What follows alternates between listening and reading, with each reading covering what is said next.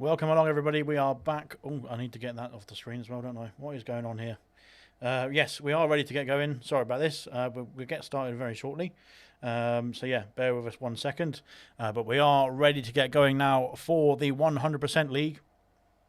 I'm just trying to figure out what's going on with this video because it's not...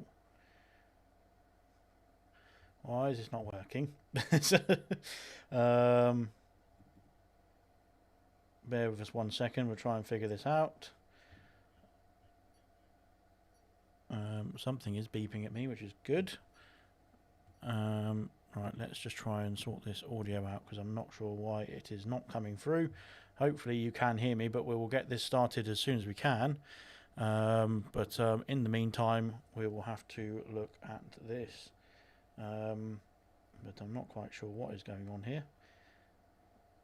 I can put that up, which is good, but I do need to sort out the video, really, don't I? Let's change that and change this. Right, there we want to put that in high. And we're ready to get going, hopefully.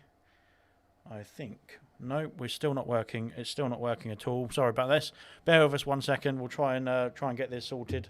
Hold on 1 sec. We'll just remove that. And we'll add a new one in. Let's have a look and see if this one will work. There we go. I think it's working now, which is good. And there we are. So hopefully it will work now. We should be all right. Fingers crossed. Have we got any audio? That is the other question, though. Let's have a look and see. We need to get the audio coming through there. And this needs to be set to... We'll change that back and we'll change that to that. Nope, still not working on my screen. So bear with us 1 second. I'll just try and sort out what is going on here. It seems to be causing a bit of havoc, this one. So yeah, we are back for the 100% League. Like I said, we are just trying to get the stream working. Ferociously, that is. But it doesn't seem to be wanting to work at the moment. So yeah, I'm not quite sure what is going on here. Sounds good, says Kaz. I'm not quite sure if it looks good though, is the problem. So yeah, just trying to get the video working on the stream, as Ayrton has decided not to take part in the qualifying session. But of course, you can't see that just yet. Right, let me have a look and see if I can try and sort this out quickly. We will get rid of this. So it's just a blank screen. We'll unplug that quickly. Bear with us 1 second. We will get there eventually. We'll plug that back in. Audio is good. Yeah, the audio is good, but we need to hopefully have a bit of video. So that will be quite helpful if we can. Let me add the source back in. Here we go. And we'll get the game capture on the screen and we'll put it in high resolution. Why is this not working then? We want it in high. There we go. Right. Fingers crossed that is working now. Serious Mushroom has been disqualified for blocking the pit lane. We have got something on the screen, although I'm not quite sure why it's not working here. But yeah, bear with us 1 second. Like I said, we'll get there eventually. What is going on with this? This is not good at all. We want that on there, and it's still not working, unfortunately. So that is not good news. Let me try and sort this out. Properties. We'll just stream it like that then, I think, if that's not going to work. Hopefully this will work. We'll do that, and now it says that it is working. So that is quite good. Hopefully we'll be able to catch up with the stream very shortly. I'm not quite sure why it's not letting me stream in 1080p, but hopefully the quality is good enough for the stream. Looks like it should be alright on the stream. There we go. We've got the problem sorted. Let's just double check I can hear myself. And we can, which is good. The audio is coming through from the game, I believe. Let's have a look. Right, we're almost there. Don't worry about it. Sorry about that. We've got a few technical gremlins in the software. That is all that's causing the problem. But we are now on track. We're on circuit. We're ready to get going for the third round of the 100% League. Video is good, says Kaz. Thank you very much. All sorted, it looks like.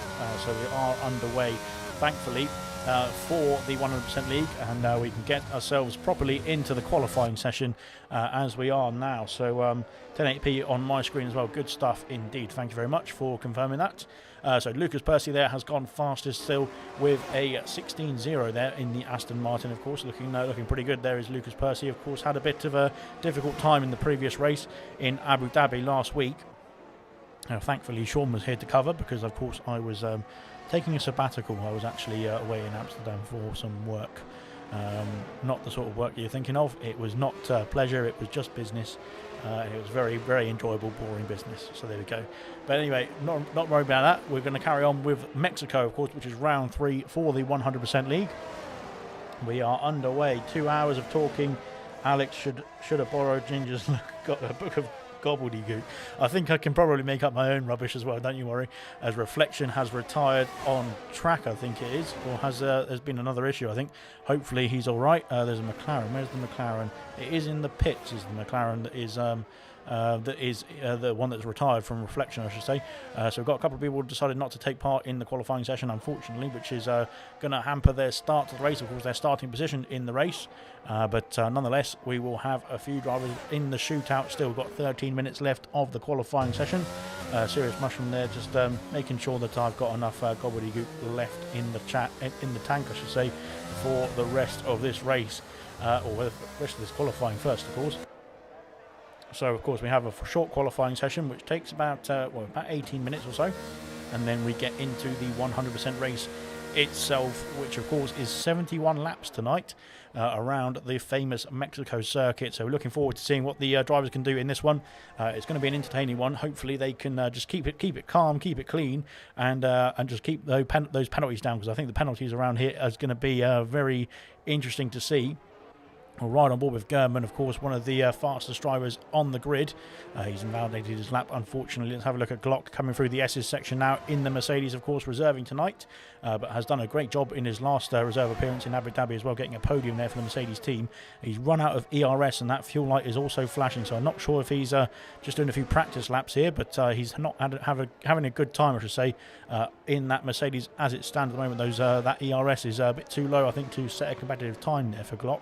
But we know what he can do as he comes into the pits there. We know what he can do in a 100% race indeed. Brooksy there jumps up to P7 there on the medium compound tyre, so he's opted to go against the grain.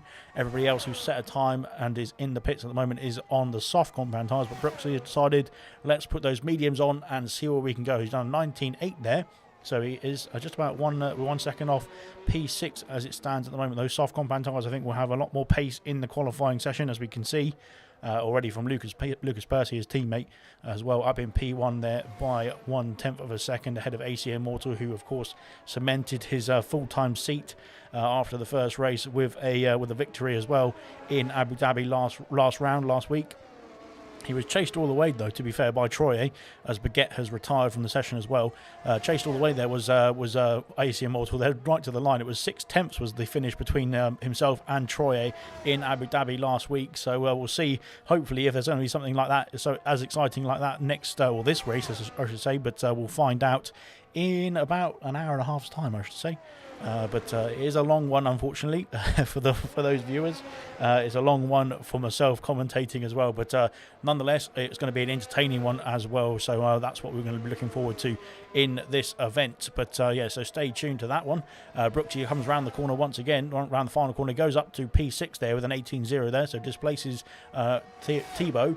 We'll call him Thibaut. I'm not sure if he's meant to be taking part in this race. He should be at the World Cup, getting that sorted. But you know, it seems like he's happy to race at the same time as compete for the Belgium national team, and that is him done and dusted. Fangio there unfortunately validating his time, so has Dr. Truepox there in the Mercedes as well. Fudge McMuffin, of course, very nice from Fudge McMuffin to switch from the PC, which was causing us a few issues there on the crossplay side of things when we had to host this lobby in the previous rounds.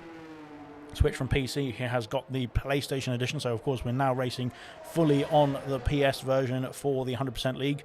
As he crosses the line to start his flying lap, he needs to turn that ERS on, because that is going to be losing him a lot of time, especially down this main straight, which is very long. I think it's one of the longest straights on the calendar. I think only Azerbaijan springs to mind that can beat the Mexico main straight as well in terms of the length of it in meters, that is. But Fudge McMuffin there still not put his ERS on, so I don't think he's going to be doing too well at this stage of the qualifying. Kydell's put himself up into P4, out back on track, as is Jinner as well. Jinner there looking to get some points in this for the first time this season in the third round. Of course, not had much luck in the previous two rounds. Just need to keep it clean and get to the finish line. Of course, going slower through here. He's got a Mercedes right in front of him there. I'm not quite sure who it was, but hopefully he can get out of the way. He has got out of the way as well. So yeah, like I said, going slow is probably a better option in the 100% races, because you can still get some points on the board at the end of the race. You just need to make sure you keep it out of the walls. I say driving at 95% rather than 100%. 95% you're more likely to finish the race than you are if you are visiting a wall by pushing too hard. So like I said, keeping it close, keeping it clean, I should say. And of course, keeping it nice and tidy as well. Weather is all dry, says Serious Mushroom as well. That is a good indication there from the drivers in the paddock, which is very nice indeed. I think they would probably be dreading a wet race around Mexico. It's not going to be very easy in the dry as it is, so they need to make sure they can get it right this time. And of course, with the weather being nice and dry, it is going to be hopefully a much quicker race for the drivers as well, which is of course music to their ears as well, because of course it's about a 10-second loss in terms of lap time. 71 laps, that is a lot of seconds, because I can't even do the maths. It's that much money.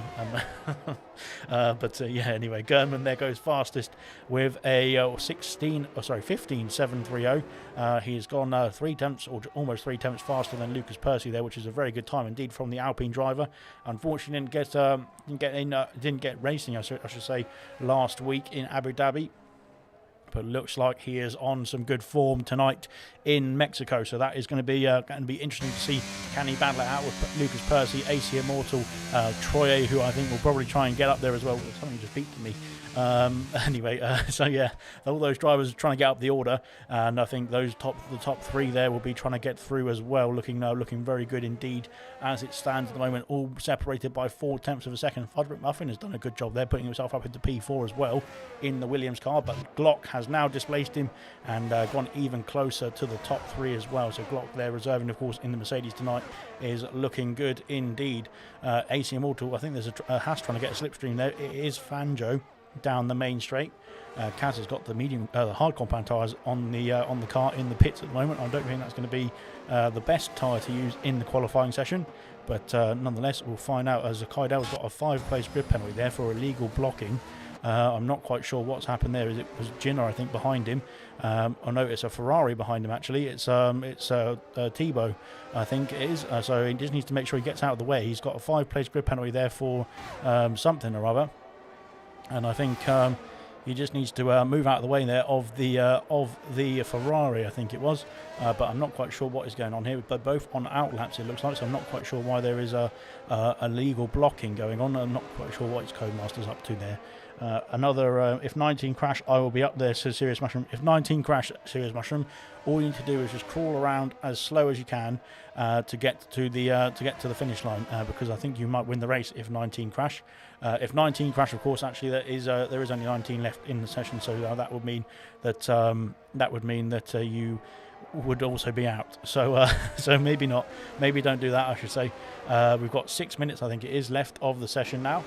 So yeah, just looking to get the last few lap times in, and we'll be underway for the race very, very soon. Fangio there has popped himself up into P3. You didn't see that there. AC Immortal has gone up to P2 as well. Lucas Percy is being displaced, but of course is now on a lap. He's invalidated his lap, unfortunately for him. Fangio there cutting across the first chicane, but he's put himself comfortably up into P3 there. 16.001 there. Very good stuff indeed from the Haas driver. Let's have a look. Hopefully Kydell has got himself sorted. He's still on a lap. He's on a lap now, but he's still got that Ferrari right behind him as well. The Ferrari has invalidated his lap. So that is not going to bother Kydell anymore. But yeah, a bit of an interesting one there. I'm not quite sure what was going on under the on the outlap there between the two there. I think they were just getting themselves mixed up on the pit exit, that was. But they have got themselves untangled now, which is good. Good luck from good luck drivers, says Kaz as well. Thank you very much for Kaz. I'm not a driver, but I'm a commentator, but I'm sure all the drivers will appreciate you giving them some support as well in the comment section. Good stuff indeed. Thank you very much for that, Kaz. And good luck to yourself. Of course, starting in P13, we have a car off the circuit. It is not Ginner, it is somebody else. I think it might have been the Ferrari there, but he's got himself back on track, which is good. Brooksy is Ginner coming in the pits, and now we've got Brooksy coming through the S's section, but he's decided to take an alternative route through the S's, which might cause him a bit of damage, especially in the underfloor. But Kaido there popped himself up into P7 there. Good stuff indeed from the McLaren driver, of course, facing that 5 place grid penalty there for whatever happened on that outlap. But yeah, he'll be down in P12, I think, or P11, I think. I'm not quite sure. It depends what's going to go on. I don't know. Umabro is on track now, going through the S section as well. He's lost it through there. We just saw, we did say to the drivers, be careful through the S section, pushing too hard. And that is exactly what you don't want to be doing through the S section, especially in the race. Luckily, he's got the car still in one piece so that he can get back to the pits and put a new front wing on that car. But otherwise, it could have ended very, very badly for the Red Bull driver. But he's managed to get the car still in one piece back to the pits, hopefully. And we'll be able to carry on and go back out there and get another lap time in. But starting P8 at the moment is Umabro, looking to get his first points of the season tonight as well. A couple of drivers there looking to get their first points of the season. It's going to be Ginner there, Umabro, I think Baguette there in P17 as well, who decided not to take part in qualifying. I would say if you didn't take part in qualifying, it's not going to help you that much in the race, of course, especially off the start. But here comes Fangio. Had a bit of a spin there, it looks like, in sector 2. He's recovering the Haas car. He's got a left end plate missing on that Haas as well. So Gunter is not going to be happy about that. He will have to sort that out in the pits, and I think he's still got time to get himself back in and back out again to set another time. So we'll see as it all unfolds. Fudge McMuffin is out on track at the moment. Let's have a look and see what he's going to do. He's drifting it around the mini baseball section, and he's managed to keep the car under control, which is good stuff indeed. Now through the S's, as Fangio has decided not to take part in the qualifying anymore either. He's going to be starting no higher than P3, and that is him done and dusted in this qualifying session. Fudge, has invalidated his time, so that is him done and dusted as well. Ginner is on track there.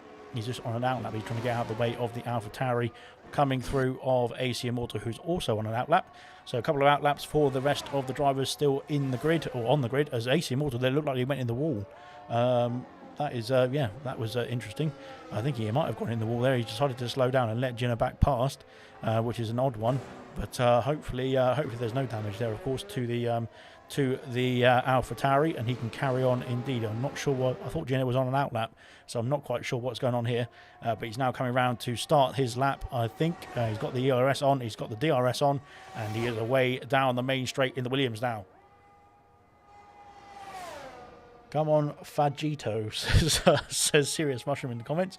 AC Immortal has gone back in the pits and retired as well, so I think there was damage to that AlphaTauri on that outlap as well, unfortunately for him. Lost a bit of concentration there. You need to make sure the concentration is high in this race.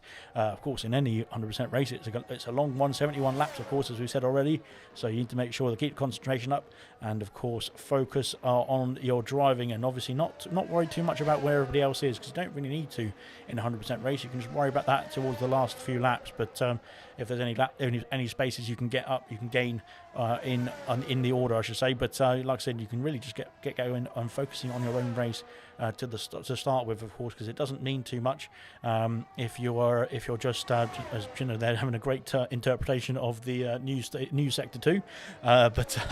Yeah, but like I said, you just need to worry about making sure you keep the car intact and minimising the penalties, I think, and worrying about your own race rather than everybody else's drivers around you. So yeah, just take it easy, I think, off the start. I'm not sure if any drivers will be listening to me there, but nonetheless, we'll crack on and see what they can do. But Gino looks like he's going to be cracking on for another lap here.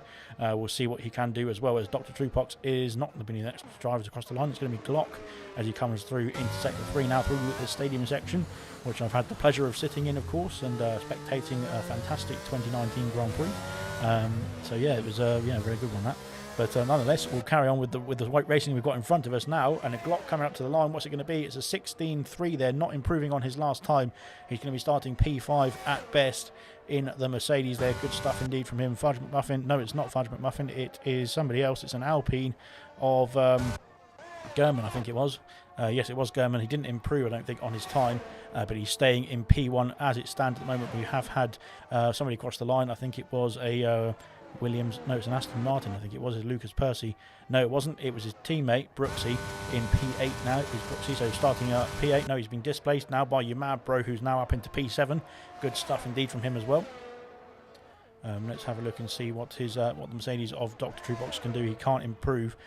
He's staying in P12 there, 18.2 there for Dr. Truepox. Is going to be his first, or his starting position for the first race, as Lucas Percy has gone faster still. He's on pole position, I would say so, as Fudge McMuffin is in the pit, so that is going to be it for qualifying. Lucas Percy on pole position there in the Aston Martin, a 15.6 there, 10th, or just over a 10th, faster than German, and they're going to be on the front row once again in the Aston Martin. Good stuff indeed from Lucas Percy, a very fast lap time indeed.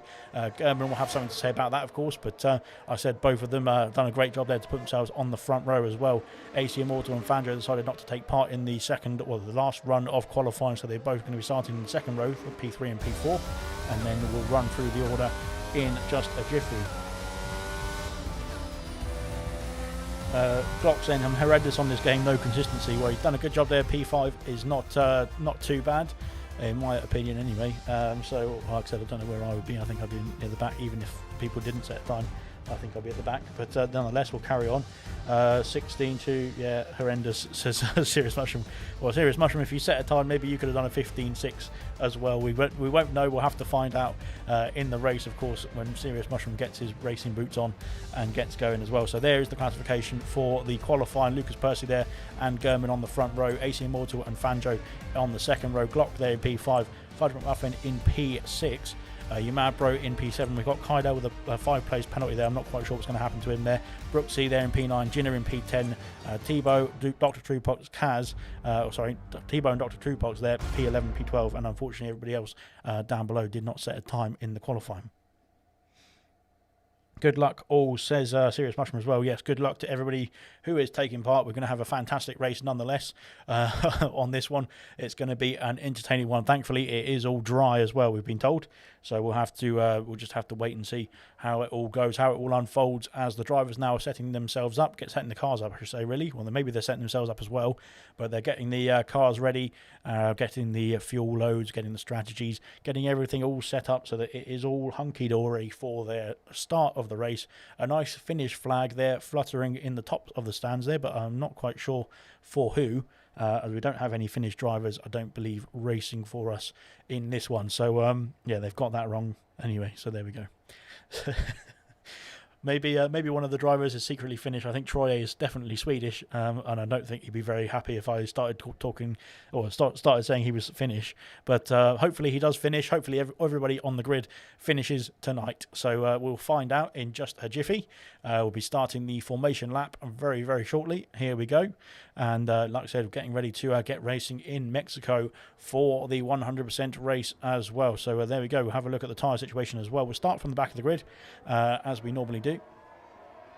But yeah, 71 laps around here. It's going to be a long one. So stay tuned for this one. It's going to be an entertaining one as well, I believe.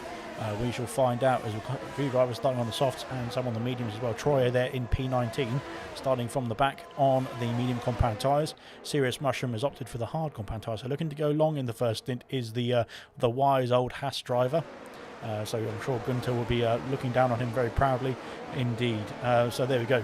Baguette there in P17 on the soft compound tyres, starting from P17, so looking to gain some places quite quickly off the start. Reflection there as well on the softs in P16 in the McLaren.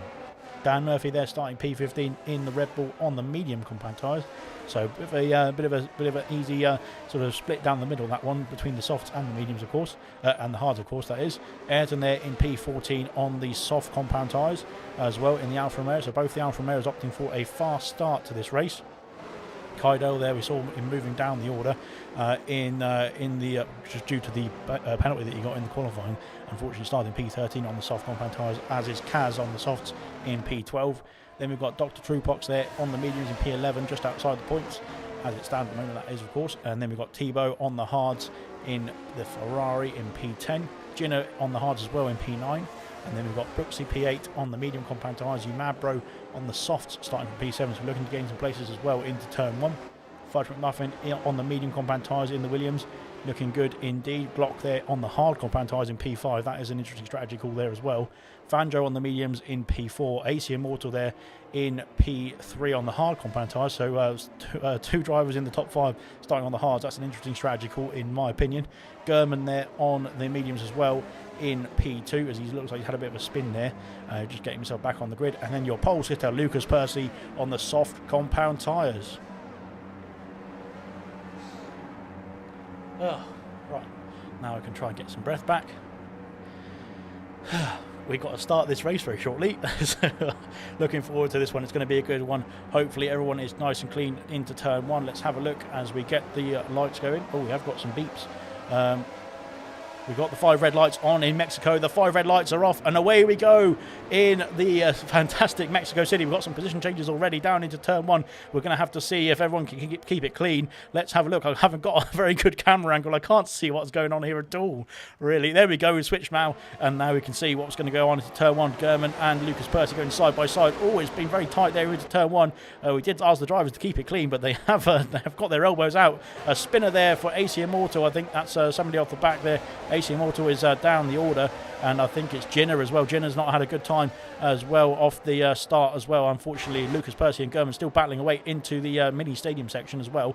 They just need to make sure they take it easy. There's 71 laps to go, so just make sure you just take it easy, guys.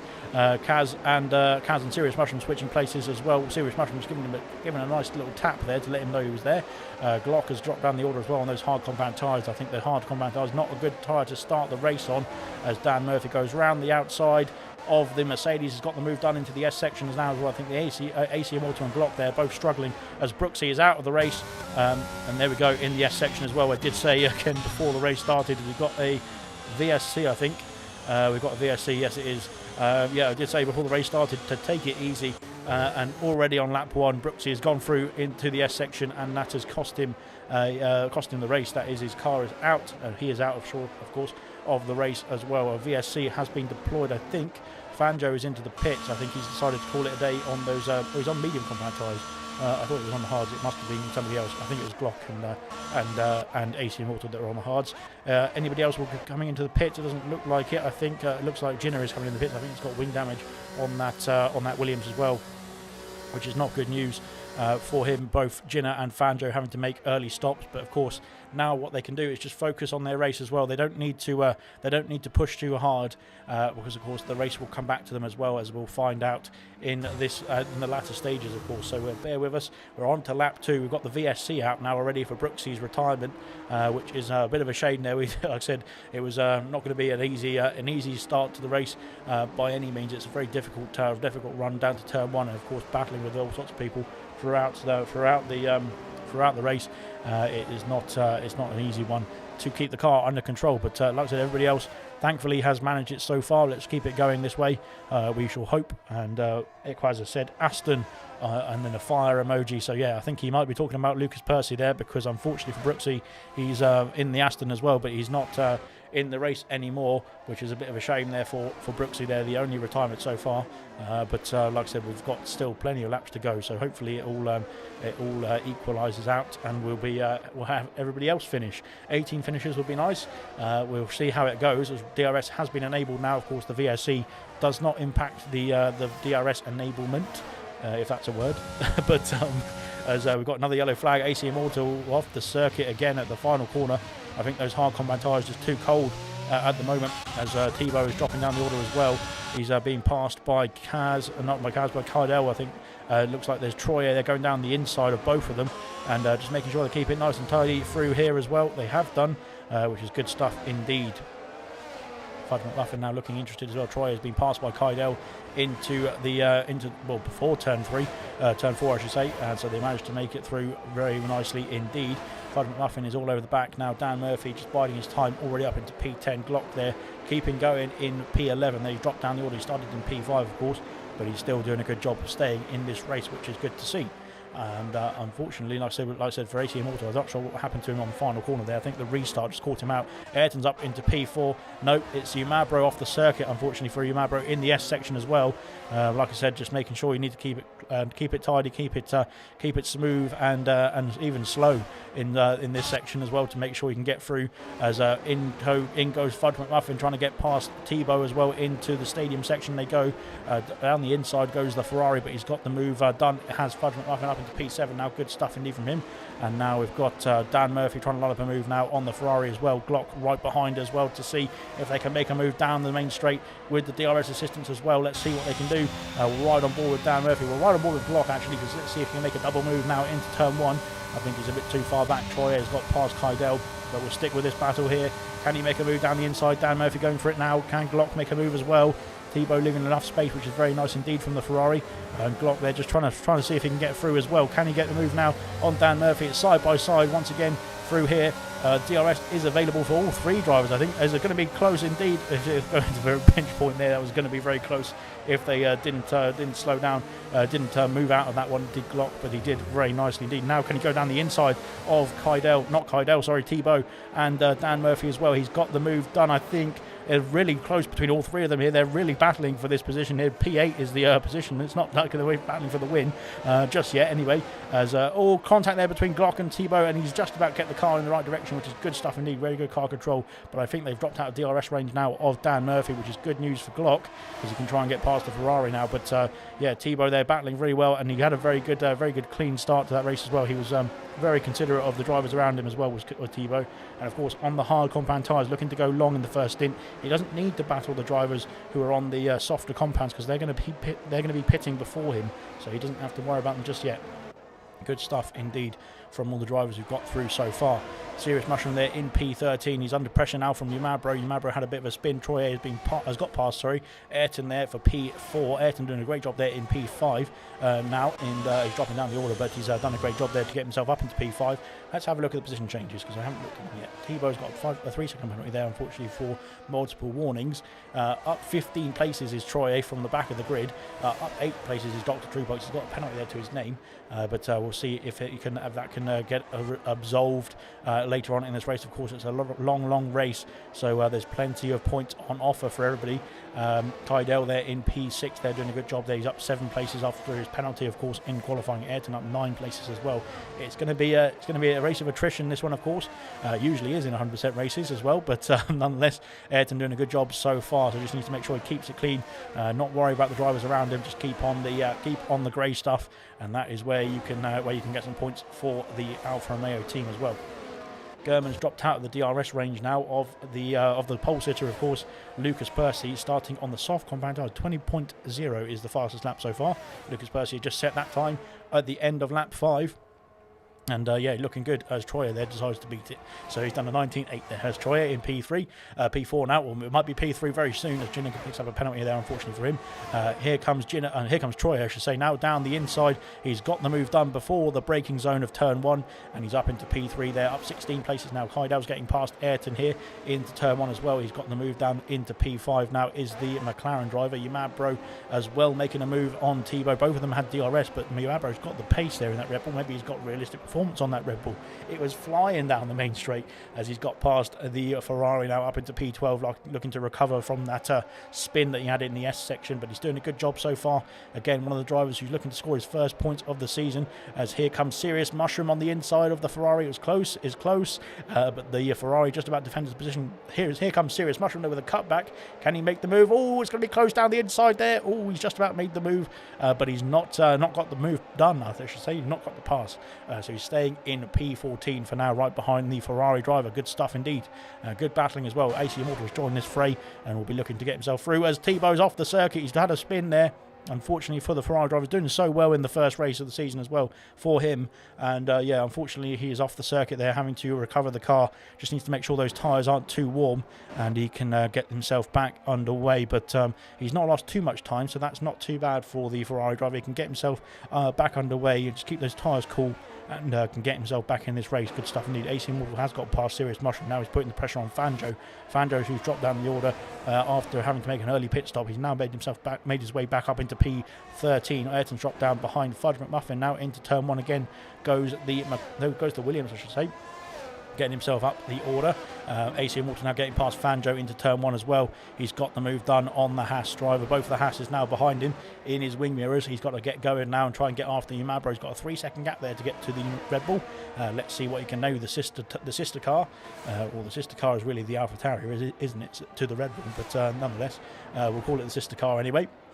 Thibaut there got himself back underway. Gino is closing in the gap now. He's got the gap down to 1.7 seconds to Kaz. He's back in the order, I should say. So he has joined back up to the queue, which is good stuff to see from Gino. He's, like I said, he didn't have to push too hard. He just got himself back in the race comfortably as well. Somebody has put in some lovely comments. Thanks very much for that. Brooksy says he didn't spin the whole day and now he spins on lap 1. A bit unfortunate that as well. We've got yellow flag in sector 2. I'm not quite sure what's happened here.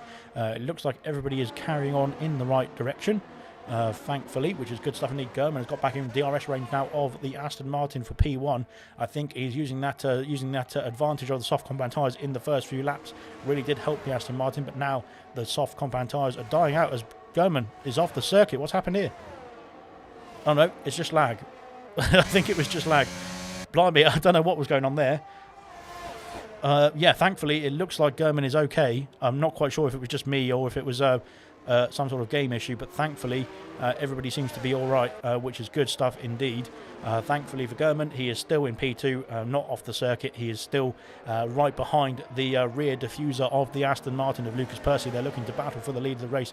They've dropped Troy by 7.4 seconds. They haven't really dropped Troy because Troy started from 19th, but he's got through to P3 now. They've got a 7.4 second gap now to the top runners as Troy. So he's got a bit of work to do to get himself up the order there. Dr. Trupox doing a good job there in P4 as well, of course, reserving from, I think he started in P12, so he's doing a good job of getting himself up the order. It looks like he was actually P11 because he's up 7 places, not 8. Anyway, Kaidel is up 8 places though. He's up into P5, is now within DRS range of the Mercedes driver as they come through the stadium section. And let's see if he can make a move now into turn 1. I think German's a bit too far back to get a move done into turn 1, but potentially with the DRS power, he could be able to get a move into turn 4. Kaidel now onto the main straight. Let's see what he can do. He's lost a bit of time there on the exit of the final quarter to the Mercedes, and I think that's going to hamper his chances of getting an overtake done. Fudge McMuffin is trying to gain on them as well. Dan Murphy is under pressure from Glock this time. The roles are reversed now. Dan Murphy there got past Glock, and I think it was, I can't remember who it was now, I'm afraid. It was Thibaut, wasn't it, of course, before his spin. Glock trying to line up a move into turn 1, but he's too far back. Can he make a move now? Not through the chicane system, of course. It's quite difficult to go side by side through here, although it has happened before.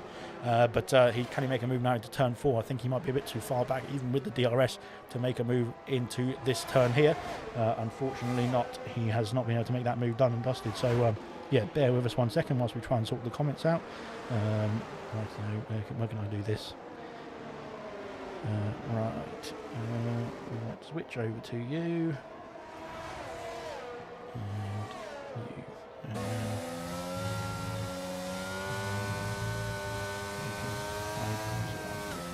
There we go. Oh, we've got another beat there. Good stuff indeed. Glock still trying to get past the Mercedes. Let's have a look at the order quickly. Kaidel has still not got past the Mercedes either of Dr. Trupox. Fudge McMuffin has now joined this battle as well. So there's going to be a few drivers getting in the DRS train. Let's making sure they can keep it clean. We'll have to find out. Of course, the soft compound tyres are still going. The majority of them on 9 laps now. So potentially we'll be coming towards the end of their lifespan very, very shortly. Can Kaidel make a move down the inside now into turn 1? He can.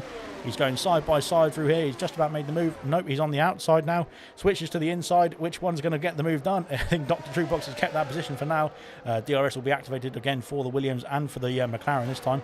but then can they make a move into turn 4, going side by side once again is both the drivers, but they've decided just to take it easy now for the time being. Like I said, you don't have to push too hard. We're only on lap 10 of 71. There's plenty of laps to go, so just take it easy for now, and then bide your time and wait for a better opportunity, I should say, a more easy opportunity. That is. Glock there doing a good job. He's recovered now. He's the highest of the hard runners in this race still. He's up into P9 on 9-lap-old hard compound tyres, so of course looking to go longer in this first stint.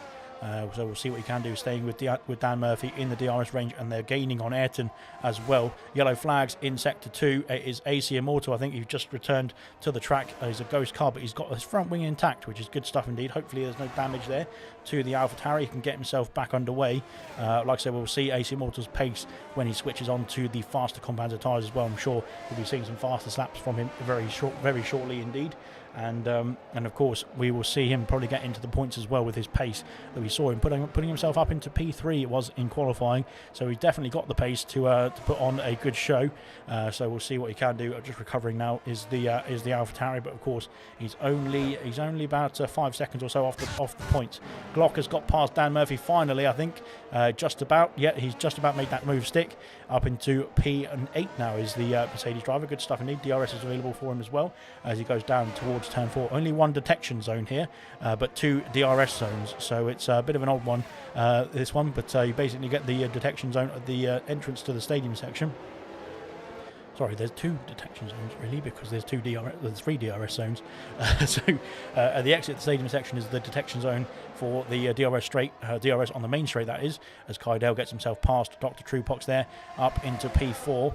Fudge McMuffin looking to try and make a move as well. Can he make a move into the stadium section? We've got another beep as going round the outside. Dr. Truepox picks up a 3-second penalty. They're just trying to keep it clean, I think, going round the outside. But yeah, then Fudge McMuffin just trying to make it. They're being very courteous there, the 2 drivers, and I think that is going to be much more beneficial for their race than going out of this one. But yeah, good stuff indeed from both Dr. Truepox and Fudge McMuffin to keep it clean and make sure that they can stay in this race. Yamabro picks up a penalty there, unfortunately for Yamabro. He's done 10 laps now on those soft compound tyres after having a spin as well. He is the first driver into the pits for a not a compulsory pit stop, but of course he will be changing the tyres now onto the medium compound tyres. Goes the Red Bull, and a very fast stop indeed as well, looking to get that Red Bull out in and out in a jiffy as well, just like real life. But nonetheless, he's going to be coming out, I think, behind Jinner, maybe behind Thibaut as well, as Thibaut just gets onto the main straight as well. But here comes the Red Bull.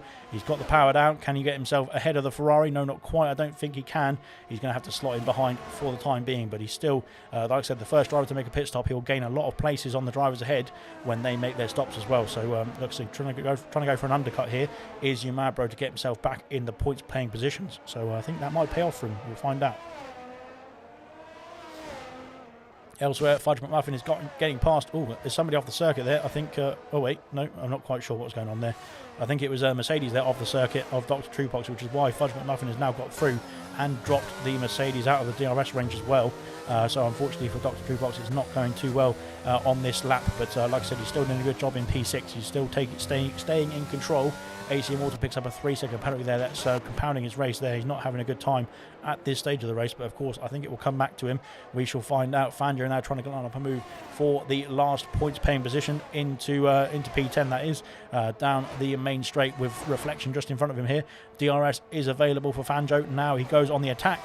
He's got the move done before the braking zone as well. Up into P10 there is the Haas driver. Good stuff indeed. J-Dog has started a party. That's good news. I didn't know I was in it. So there we go. But yeah, nonetheless, we'll crack on. Jinner's got himself up into P15. That's good news as well. And now we've got, as we keep having some beeps, I'm not quite sure if it was me or if it's the stream. I don't have a clue. Nonetheless, we're doing all right so far. 13 laps in, everybody is doing a good job in this race as far as I can tell.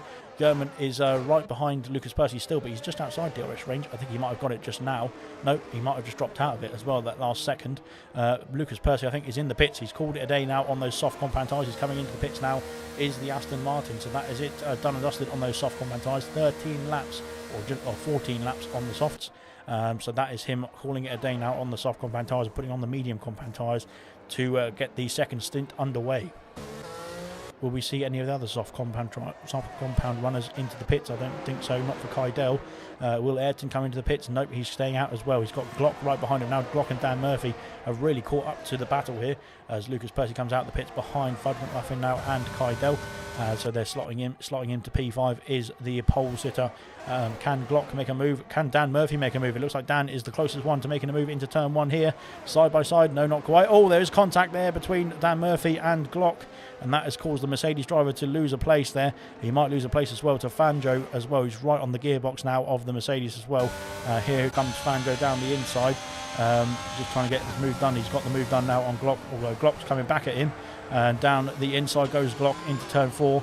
And now they're switching places once again into turn 5. And I think Fanjo's got the move done. He's just about got through for the time being. Yeah, it looks like he has. Yeah, I think there was a bit of an issue there with Dan Murphy there on the contact point with the Mercedes, and that's what caused Glock to lose the place there. Unfortunately for him, but he's still within the points paying position, so he can still stick at it and get himself back up the order. So doing a good job to keep the car in this race. But now they're all catching up to Ayrton as well. Ayrton is the bottleneck in this queue, this DRS train. We've got a yellow flag for Serious Mushroom. I think it is Serious Mushroom's off the circuit in sector 2, and it needs to get himself back on the circuit. Baguette picks up a 3-second penalty there for track extensions. There it looks like Ayrton is dropping down the order. He's gone into pits. That's why. He's called it a day on the soft compound tyres. Lucas Percy is getting himself past Fudge McMuffin and Kydell. Can you make a move on both of them into turn 1? It's going to be side by side here for the Williams and the Aston Martin. It looks like here comes the Aston Martin on the fresher tyres, of course, as well. He's going to have that extra grip and the extra pace to get himself through, and he has done as well. Good stuff indeed. He's got himself past. Up into P3 now is Lucas Percy. What's beeping at me? Stop beeping at me.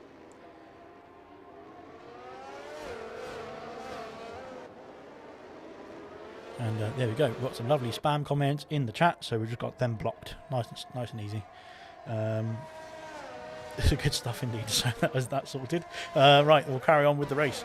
Fanjo now trying to get himself past Dan Murphy. Of course, he has displaced Glock as well in that battle we saw there. Glock is now up into P9. Of course, with Ayrton pitting, he's now down in P14, right behind his teammate with Baguette there on the fresh medium compact tyres is Ayrton. But let's have a look and see if Fanjo can get himself past Dan Murphy into the same section they go. But they're still in order as it stands, as German has taken the lead. I should say he has, of course, taken the lead because Lucas Percy has pit. Lucas Percy there sets the fastest lap of the race. Jenner picks up a 3-second penalty there. He's just outside the points as Jenner. He's not far off at the moment, of course, with more pit stops to come. So I would stick at it, Jenner. You're still doing a good job. Reflection is in the pits. So he's just called it a day on those soft compound tyres, so that's an extra spot for Jenner there to pick up. Here comes Fanjo now down the main straight on Dan Murphy. He's got the move done into turn 1 already, and that is him up into P1. Good stuff indeed. Up into P1, up into P7, I should say, really. For Fanjo there, getting himself back up in the order. Of course, Fanjo had to make an early stop as well, we saw on the first lap, and that is a good recovery from Fanjo as well, getting himself up into P7 now to get himself, to carry on now, get himself up the order even more. Reflection comes out in P15. There we go, get me words out. After making a stop there onto the medium compound tyres is Reflection. Now Umabro is in P14. Now I think he might have had a bit of a problem there because he was behind. Well, actually he was behind Ayrton, wasn't he? Before Ayrton, they're trying to line up a move on his teammate of Baguette. Will there be any team orders here, or will Baguette try and fight this? Around the outside goes Ayrton. He's got the move done, I think, already. Yep, that is him up into P12 and getting ahead of his teammate there of Baguette. Baguette has to pit yet. Well, she hasn't yet pitted, of course, from the soft compound tyres. So Umabro, they're trying to go for a move down the inside there into the start of the S section. It's not a good place to go side by side, in my personal opinion, as they've got a yellow flag in Sector 3. What's happened in Sector 3? Hopefully everybody's all right. Dr. Truepox is having a problem on the main straight. I'm not quite sure what's happened to him there. That is a very odd one, that. So hopefully it's okay. Let's have a look and see if he's got any damage on that front wing. It doesn't. Oh, he has. I don't know if he has or not. He might not have a front wing at all. Yeah, he might be that. It's got that glitch again where he's got the he's got the end plates but nothing in the middle for me anyway. So it looks like the end plates are all right, which means hopefully he can carry on. But I'm not quite sure if that is damage or not really, because I can't tell from my position. Hopefully he can tell, which is good news, but at least he can decide whether he wants to pit or not. Yamabro now lining up a move on Baguette into turn 1, and he's got the position there done and dusted up into P13. Good stuff indeed from the Red Bull driver.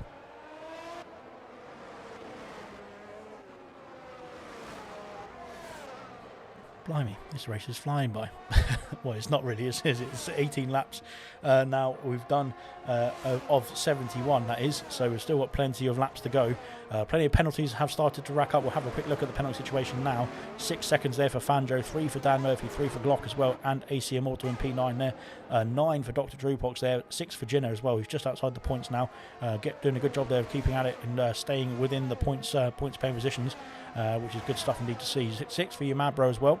We just saw getting past Baguette into P13. Baguette there herself has got 3 seconds in P14, and then we've got Thibaut and Kaz making up the bottom order as it stands at the moment. That is, of course, in with 3 seconds penalties each as well. 5 second penalty for Dr. Truepox for speeding in the pit lane there as well. That is not good news for the Mercedes drivers. A wing change is needed for the Mercedes. I'm not quite sure what happened to him there. We did see him stranded on the pit straight. Just after the start-finish line there, so hopefully he's got himself sorted. A new set of boots on the Mercedes as well. The medium compound tyres have been fitted, and away he's going to go.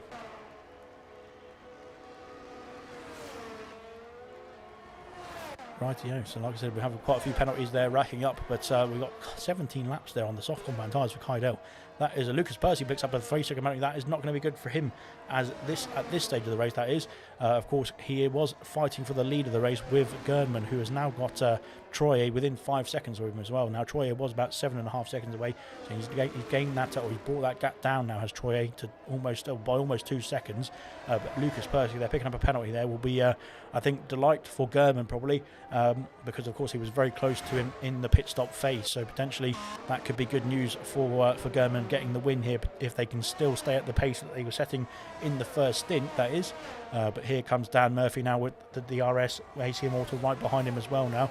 I think the I don't know if the soft compound tyres are going to be going on for the rest, how long they're going to be going on for the rest of this race. We've got a yellow flag in sector 2. It is a Ferrari, I think it might have been Thibaut, but he's got himself back underway. He's got the front wing intact as well. Good news indeed. Yamabro there all over the back of Ayrton now. This time it's for P11. Can he get himself back up towards the points paying positions? Can Yamabro? He started in P7. We've got a retirement there of Dr. Truepox in the stadium section, which is quite an odd one. We've got a yellow flag as well. It's a VSC, I think. No, it is a safety car, I believe. Is that a safety car? No, it's a McLaren. So, yeah, I'm not quite sure what's going on there. I'm not quite sure what's happened to Dr. Truepox here either as well, to be honest. He's off the circuit at a very odd place. And that has cost him his place in the race. Obviously, 2 retirements so far. Brooksy on lap 1, and Kaz as well. Not Kaz. Dr. Truepox there on a serious mushroom is off the circuit. I don't know what's happened there, but he's completely off the circuit as well, and he's got wing damage, I think, under that VSC. I'm not quite sure if he's trying to type and drive, but he should be focusing on his driving, and that has cost him an end plate on the right hand side of that Haas as well. That's going to mean he needs to make a pit stop very, very shortly. DRS is back. The DRS is back because the VSC has gone away, but that's not good news, unfortunately, for Serious Mushroom. He's going to have to come back and pit in this one and get a new set of boots on that Haas and a new front wing on that Haas. Indeed, as he needs to make sure he's careful through here, just taking it easy through the S section as well, as Kydell has been passed by Fanjo into turn 1. Up the inside goes the Haas. He's got the move done into turn 1. He's got the move done through turn 2 and turn 3 and up into P5 now is Fanjo. Good stuff indeed from him. A great recovery drive indeed as well. Yeah, hopefully his teammate Serious Mushroom can get himself back to the pits without any danger, and can get himself comfortably into the box to get a new front wing and a new set of boots. Reflection there getting past Baguette, I think it is. Yes, he is. Up into P13 now. His Reflection, of course, having pit for the fresh medium compound tyres. Baguette yet to pit from the soft compound tyres yet. As into the pit comes Serious Mushroom there to repair that Haas car. Thankfully, he's got himself back nice and easy. As looks like Kaz is under pressure here from Lucas Percy, I think. Yes, it is Lucas Percy. He's coming around to lap the Ferrari. Sorry. So yeah, there we go. And I think Serious Mushroom's going to be lapped as well by the Aston Martin. So that is him down 1 lap. So he's only got 70 laps to do in total now, which is good news, I think, for Serious Mushroom. But of course, we've got about 50 still to go. 21 laps are done and dusted. So yeah, there's still quite a few laps to go in this race. But like I said, it's still going to be plenty of curveballs. As here comes AC Immortal now. He's up the inside of Dan Murphy on the main straight.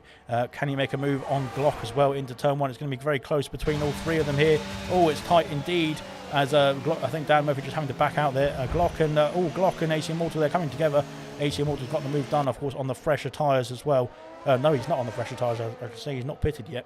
None of them are pitted yet.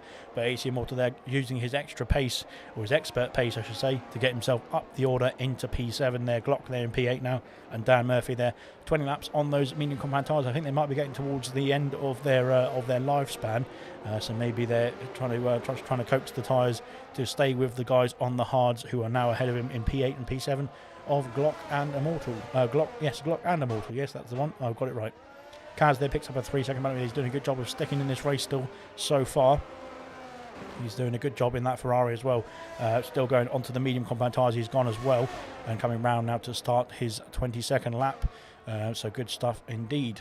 Serious Mushroom as well coming round to crack on with the next lap as well. Here we go then. Let's have a look and see what's going on here. It's still the battle between AC Immortal, Glock and Dan Murphy. It looks like that is the closest battle on track so far. Glock just dropping out the DRS range, but I think he might have got it from the exit of the stadium section, so he has got the DRS still, even though he's just outside of a 1-second window. Dan Murphy will be trying to use the slipstream to try and get himself back up into P8 as well, but can he make a move into turn 1? I think he's looking to line it up, but he's a bit too far back, unfortunately, at this stage of the race. Oh, we're not even a third of the way through, I don't think, are we? So I'm already getting out of breath. Yeah, a third of the way through, that would be 66 laps. So yeah, we're almost a third of the way through. But I am running out of air. So yeah, hopefully we can I can still breathe at the end of this race. But fingers crossed. I need to quit smoking, I think, because it's costing me my lungs. But nonetheless, I've been thoroughly entertained so far by this fantastic race. It's been really good racing from all the drivers who are still in this one. Unfortunate for Brooksy and for Dr. Truebox as well for their incidents. But nonetheless, they've done a good job so far in this race. Did a good job in qualifying as well, both of them. Looks like Glock has lost the DRS now to AC Immortal. That is going to leave him a bit more vulnerable to Dan Murphy as well. But of course, Dan Murphy on the medium compound tyres, his tyres will be wearing out quicker, so that will of course cause him a bit more issue as Thibaut picks up a 3-second penalty there, unfortunately, for the Ferrari. Looks like Kydell is now under pressure. 22 laps on those soft compound tyres. As I don't know what AC Immortal doing there really, because he doesn't need to worry about the slipstream too much. He's going to have the pace with the DRS to get past the McLaren through into turn 1. He's already made the move before the braking zone. Once again, we've seen that move done and dusted before the braking zone at turn 1, and up into P6 now is Immortal. Good stuff indeed from him as well. Just like Fanjo, recovering from a difficult start and now getting himself back up into the big points as well. Good stuff from him. Kydell is now dropping back under pressure now from Glock and Dan Murphy. Of course, those soft compound tyres I think will be screaming now. Same for Baguette's tyres as well. She's on the same life of tyre as Kydell here. Is that rain? Have we just seen? I think it might be raining. I think it's raining here. I think it's starting to rain in Mexico. That is not good news because I think it could be costly for some drivers as well. We need to make sure they keep it clean and keep it tidy. But I swear I can see some rain, unless it's just my eyes. I think it's raining. I swear it's raining on my screen. We were told it was going to be an all dry race, but it was dry in qualifying as well. Glock's gone a bit wide there in the entrance to the stadium section. But I'm not quite sure. DRS is disabled. It's already raining heavily enough for the DRS to be disabled. That is it, done and dusted then. I think everybody into the pits quickly, getting a set of intermediates onto their cars. But blimey, we did not expect that. It happened so quickly as well. It's just suddenly started. Well, it's not pouring down on my screen, but it suddenly started. The DRS has been disabled straight away. So Kydell's gone on to medium compound tyres. That is not the right tyre to be on, unfortunately for him. That is going to cost him a lot of places as well. You have to pit if he has to pit as well next lap. But the rain is now coming down. Does he? Maybe it's not going to be strong enough to warrant the intermediate compound tyres, but I'm not quite sure. Kydell coming out of the pits. Here comes Ayrton as well. He's not decided to come in the pits there. Unfortunately, I'm not sure why, but here comes Baguette now. I think Baguette's going to come in the pits. It's just started pouring with rain out of nowhere. It's literally come down in buckets so quickly. That is a very big surprise there. Of course, onto the intermediate compound tyres is most of the drivers. So I think the rain is heavy enough for the intermediates. Otherwise, they probably wouldn't have chosen to go onto them. Let's have a look and see what the leaders will go on to. Here comes German there onto intermediates as well. Troye was very close indeed behind him, and now is onto the intermediates also. So yeah, we were told it was going to be a dry race, but unfortunately, Mexico has thrown up a bit of a spanner into the works there, and that is it. There's going to be intermediates now for everybody. Onto the intermediates goes Serious Mushroom as well. Or into the pits he comes. So it looks like Kaz has decided to carry on those medium compound tyres as well. Damn, if he gets a 3-second penalty there for multiple track extensions, unfortunately for him. Ayrton just trying to get himself through the S section now. That's going to be treacherous as well, especially with the wet conditions on dry tyres. Kydell needs to come into the pits as well. I think he made a mistake there, picking onto the medium compound tyres, unfortunately for him. Unless he knows something we don't. Unless it is going to dry up and very quickly, and it's going to stop raining very, very shortly, and he's gone on to the medium compound tyres because he's not going to lose too much time, but they're already losing plenty of time to the drivers around them. I think Gino is going to be able to get past them here in the pits. I think Ayrton needs to pit now for the intermediates. I think Kydell will have to come back in as well. I think he is following Ayrton into the pits as well now. There he is. Good stuff indeed. So everybody is coming right into the pits as well. Kaz is off the circuit, and I think, like I said, Kaz on the dry compound tyres still is not going to be the one to go on. Unfortunately for him, he needs to get onto the intermediates as well as everybody else because he's costing him time and costing him places as well. Hopefully that front wing is intact. It looks like it is. He's now driving across the circuit as Kaz picks up another penalty there, unfortunately for him. So he needs to make sure he keeps it clean, and he's gone for another spin there. Unfortunately, you just saw him losing control of the car in the wet conditions. You just need to make sure he takes it easy, takes it slow, and gets himself back to the pits and gets the intermediates onto that Ferrari as soon as he can. But nonetheless, as Ayrton picks up a penalty there, unfortunately for Ayrton, that is his first penalty, I think, of the race. But yeah, you can see the time that Kaz is losing here. He's gone into the wall there as well, unfortunately for Kaz, and lost a place there to Serious Mushroom, who was the unfortunately the driver at the back, but now no longer. Kaz needs to make a pit stop here as soon as he can, because he's really just hampering his own race and hampering the time on the track. He needs to get himself back to the pits if he can as quickly as he can, but he's just having a good job of trying to do a good job of cutting every corner he can, I think. Slowly he's going to come into the pits now.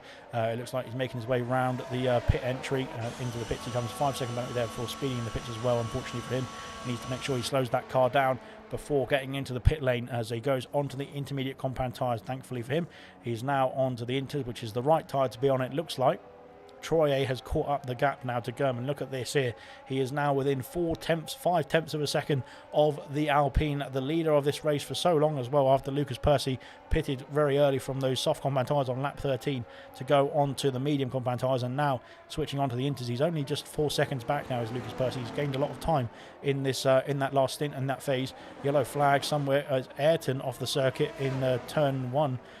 Well, not turn 1, sorry, the final turn on the main straight. We saw Dr. Truebox there having a few issues as well. So Ayrton just needs to make sure he keeps it clean, keeps it tidy on this lap, and he needs a front wing on that Alfa Romeo ASAP.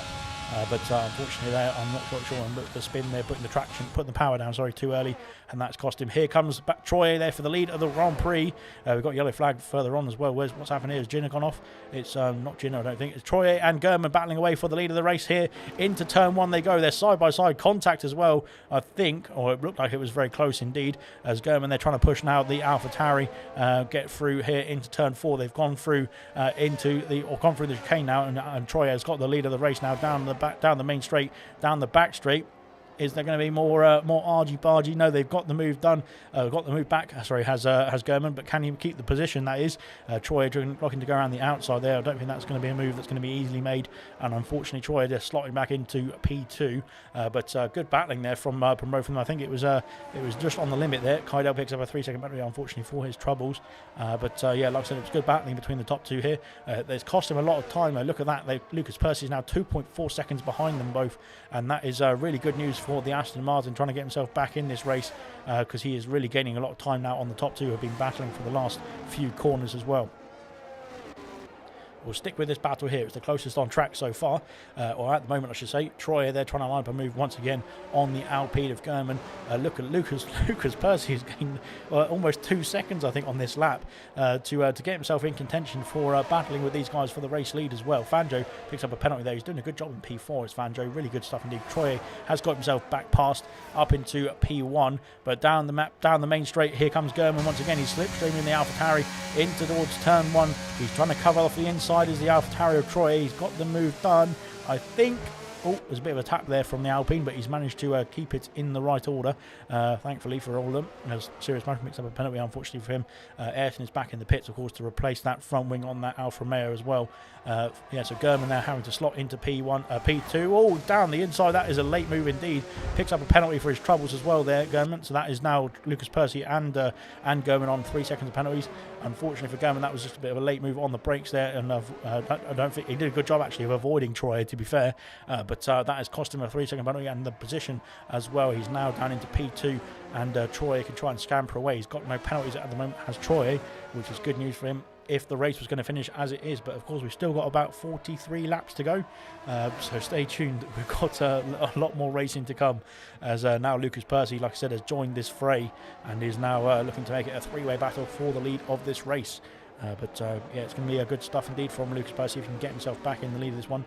He's got a lot of contention from Troy and from German, of course, to get himself back up in that position. But I'm sure we will see what he can do. We've got yellow flag in sector 2 as Kaz is off the circuit there. It's in sector 1. Not quite sure who it was. Hopefully everybody is okay. Looks like everyone's okay so far.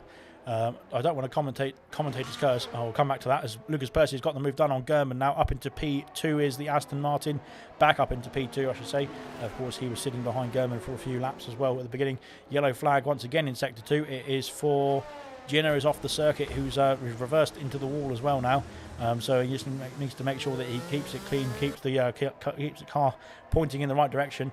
Like I said, it will be very difficult. He's got a front wing damage as well on that Williams, so he needs to make sure he lets the McLaren guys through nice and safely, which he has done as well. Reflection has just driven off the circuit as well there, so I'm not quite sure what's happened to Reflection. But yeah, Kydell getting through now on both Gina and Reflection, now up into P10, back in the points for Kydell. Good stuff indeed. Unfortunately, Gina there has got a wing damage, so we'll have to pit again. Reflection will get that place back, I believe, on the Williams. So there we go.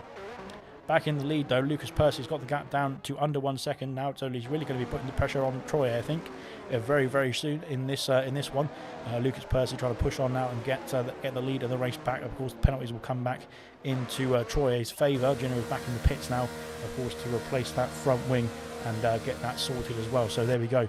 Unfortunate for Jenna, we didn't see what happened, but it looked like a bit of a spin there in the S's section, which we did say to Jenna specifically to keep it clean because it's going to be a difficult race and we want Jenna to get his first points of the season, of course.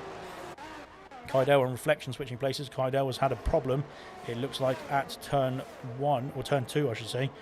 He's got the car back underway, and he's lost only one place to his teammate Reflection. So Reflection now in the points paying positions, and Kydell dropping down the points order. Unfortunately, it looks like a bit of a Daniel Norris, Daniel Ricciardo and Lando Norris situation there, with one of them going to get the points and one of them literally be outside the points. But nonetheless, he's done a good job, has Reflection to get himself up in the order. Baguette now putting the pressure on Kydell to try and get past as well for P11. And will be further impacting negatively impacting the McLaren driver's race if she can get past. But of course, you just need to make sure you bide your time. Here comes Lucas Percy. Now he's got within 6 tenths of the AlphaTauri. German has been dropped by the pair. Now he's down in 2 seconds behind Lucas Percy. Now he's dropped a lot of time there. Unfortunately, has German struggling in these conditions so far. Potentially, we'll see it dry up. Hopefully, we'll see it dry up very shortly at least, so that we can go back to the dry compound tyres as well. But it looks like Kydell is struggling here. So Baguette is all over the back of him, sorry, I should say.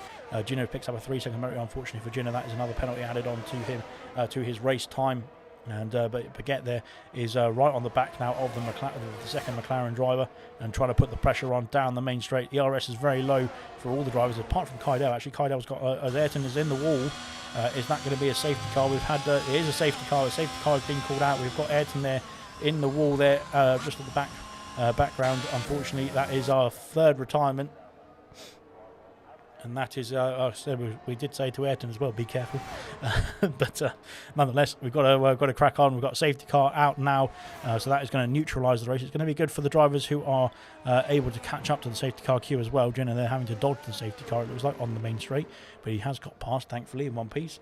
Serious Mushroom will be the next, no, not the next driver. It'll be Fanjo to be the next driver to pass the safety car. So hopefully the safety car can get nicely out of the way before he comes through. Yeah, like I said, the safety car is out, the first safety car of the night as well. So yeah, it will be going into neutral there, going through the chicane. There was Fanjo, which is not a good idea, I don't think, in any Formula 1 car, as Kaz picks up a penalty there. Unfortunately for Kaz, that is going to cost him another penalty there for Kaz in the Ferrari. Yeah, like I said, the safety car will now wait to collect the leaders, which Troy is just going through the S section now, and the safety car is at the exit of turn 3. So he's got a bit of time to get back round and catch up to the safety car queue. So like I said, we'll have a bit of a wait here, I think, before the race can get back underway, because there's quite a lot of space between all the drivers throughout the order. As Kaz comes into the pits to serve, I think he's just to get another set of tyres on that Ferrari, to be honest. As Kaidel gets a 5-second penalty for speeding into the pit lane as well. Baguette is also in the pits in the Alfa Romeo. So there we go. Here come the leaders now down the main straight. So that is going to be a couple of drivers lapped, unfortunately for them. German is into the pits as well. He's got a gap there to Fanjo, I think. Why is Fanjo going slowly? He's just getting himself sorted, I think. Gap there to, so he's got a gap to Fanjo there to come back out ahead of the Haas driver. So that is a good call there from German to get himself through the order. Thibaut's got himself up into P11. They're getting ahead of Baguette, and Ginner has got ahead of Kaidel as well into this one. Fanjo decided to call it a day as well on those intermediate compound tyres. Or at least switch to another set of intermediates or a different set of compound tyre anyway. Fudge McMuffin now puts himself up into P4, ACM Auto up into P5. I think Glock will be able to get past the Haas here as well, as Dan Murphy's coming in the pit as well, so I think he's called it a day on those set of intermediates as well. So Fanjo up and down the order now into P7. Glock back up into P6. Good stuff indeed. Ayrton has said, I think I died. Oh, that's not good news, unfortunately, for Ayrton. He was doing a good job in that race, to be fair. He was up especially in the first stint. He was up in the top, almost in the podium places. Was Ayrton? He was doing a good job in that race. Unfortunately, it has not come to fruition, I should say. At this stage of the race, he has caused the safety car, unfortunately, for a collision with the barriers in sector 2. So we're just waiting for everyone to join onto the safety car queue, and we'll be able to crack on with the restart of this race. Reflection there gets past you, Mabro, who has of course just pitted for another set of intermediate compound tyres. But once everyone has joined the queue, I think Mabro will be the last person to join that queue, albeit he is on the lead lap still. But there's some drivers who, of course, are in the safety car queue already that have been lapped. So that is why they're technically just waiting for Mabro and not waiting for example, Kaz to join up to the safety car queue, as Kaz gets a 5-second penalty for speeding in the pit lane. Unfortunately for Kaz, it's not going too well for him at the moment. So hopefully he can get himself back out and back in the order as well. I don't like rain, says Ayrton. Well, being from Brazil, you would expect... Well, I suppose you wouldn't like rain, but it does rain quite a lot every now and then in Brazil as well. So, yeah, just bear that in mind. I don't know. So, there we go. So, yeah, it does rain in Brazil sometimes, Ayrton. Don't you worry. I wouldn't know. Well, we've seen it in Formula 1, haven't we? Of course. So there we go. We saw it, of course, in the 100% race, the very first race of the season as well. This is round 3. We saw it in the 100% race, the very first race of this 100% league, very early on, 2 weeks ago now, in Brazil, which was our first race of the season, matching the Formula 1 calendar, of course. Yeah, we saw that the rain does fall in Brazil, and unfortunately it cost a few drivers their cars and their wings and that sort of thing. So yeah, a bit of a shame that, but nonetheless they did a good job in Brazil as well. We're just waiting now for Mabro still, and Reflection and Dan Murphy just to catch up to the safety car queue, but they're almost there. So once they're in the safety car queue, we'll be able to crack on with the restart of this race. It looks like Serious Mushroom is holding up Glock there, so that is why there's a Haas and a Mercedes sandwich, or Haas sandwich I should say. But there we go. But yeah, it should be a couple more laps, maybe next lap I think it will be, potentially for the drivers to get themselves back up into the order, and then we'll be back underway for green flag running. But so stay tuned with us. We're almost halfway through this race now. It's been a long one so far, but I'll have to keep commentating for at least another hour, so I'll try my best. But 45 minutes I should say, actually, really, because it should be finished before 9:30. But yeah, unfortunately for Ayrton, he is out as well. Brooksy, we saw retire. He was retired in the S section on the first lap, and that caused a VSC, unfortunately for Brooksy. And then Dr. Trupox, of course, caused another VSC as well, retirement in the stadium section, I think it was, later on in the first few laps. And then we've just had Ayrton there on lap 31 have a bit of a spin as well through the S's, and that has cost him cost him his car and cost him his race as well, unfortunately for Ayrton. So that is 3 drivers out of this race.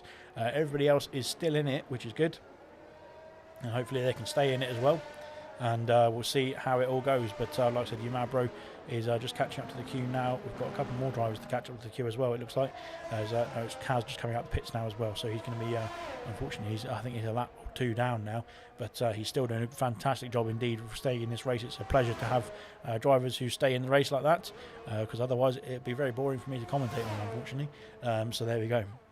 But yeah, here we go. Then it looks like Yumabro is almost there. I think they might catch up in this lap. It might be a very late call, or it might just be one more lap under the safety car, and then we'll be underway for the green flag running from the restart. But yeah, it shouldn't be too long now, so stay tuned for this one. But yeah, I think like I said, of course the safety car has to make sure everybody is bunched up, and then we'll be back underway for the race.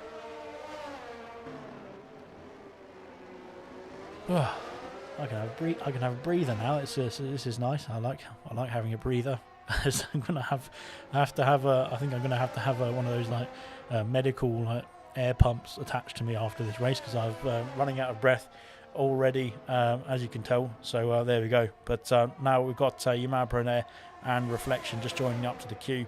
So it should be, I think it'll be in next lap now, because of course the safety car has crossed the start-finish line to start lap 35. And we are pretty much halfway through as well. Halfway through lap 35 is the halfway point, of course, because half of 70 is 35 and half of 71 is 35.5. So halfway through lap 35, then we're halfway through the whole race. As into the pits comes Kaz once again. So that is him deciding to call it a day there again on those tyres, and put on yet again another set of intermediates. So he decided that is it for. Hopefully that'll be it for him, and then we can crack on now with the restart of this race. It looks like it's getting heavier, this rain, so hopefully the drivers are on the right compound of tyre for now. All the drivers who have pitted or who have stayed out are all on the intermediate compound tyres now, so everybody's staying on the inters. So it seems like they are the optimum tyre for now, but of course we will have to wait and see if it is going to start switching to heavy rain, to the heavy wet compounds, and of course it might dry up as well. You never know. So we'll have to find out. I think the safety car will be in this lap because it's been out for 3 laps, I believe. So I think Kaz will need to get his skates on to try and catch up to the safety car queue. But of course, also whilst keeping the car on the grey stuff as well. As we picked up a 3-second lane there for, just as I said that as well, I think he's trying to get onto the safety car queue so that he can catch up. Safety car is coming in this lap. So Troy will now be the de facto safety car. He will take us away for the restart of this race. And of course, we'll wait for the safety car to get himself safely into the pits. So he's out of the way of the fast Formula 1 cars coming through. But here we go then. We are just coming through into the stadium section now. That safety car has really not peeled away very fast, has it? It's still trying to get through the stadium section, as here they come now through the underneath the stadium itself and onto the main straight. Of course, it's a very long main straight, so there'll be a few drivers trying to drag their way through. I think Troy has gone. Just take it easy on the restart here, guys. Yeah, you can see a lot of drivers sliding their way through the last corner. Hopefully everyone can get through safely. Fanjo's already putting the power down. He's got past Glock. He's going side by side with Glock. He's got the move done already. I think he has it up into P6. Dan Murphy's dropping down the order. He's lost positions there on the restart. Ginner and Baguette also switching places into turn 1. as Troyer has been passed by Lucas Percy into turn 1 as well. I think there's that's Troyer going a bit slowly there. I'm not quite sure if there was contact or what's happened to Lucas Percy, or what's happened between Lucas Percy as off the circuit as well as Fudge McMuffin. I'm not quite sure if there was contact there as well. It just needs to make sure that the drivers are keeping themselves clean and tidy, as here comes Ginner now around the outside of Thibaut as well. Up into P11 now is the Williams driver.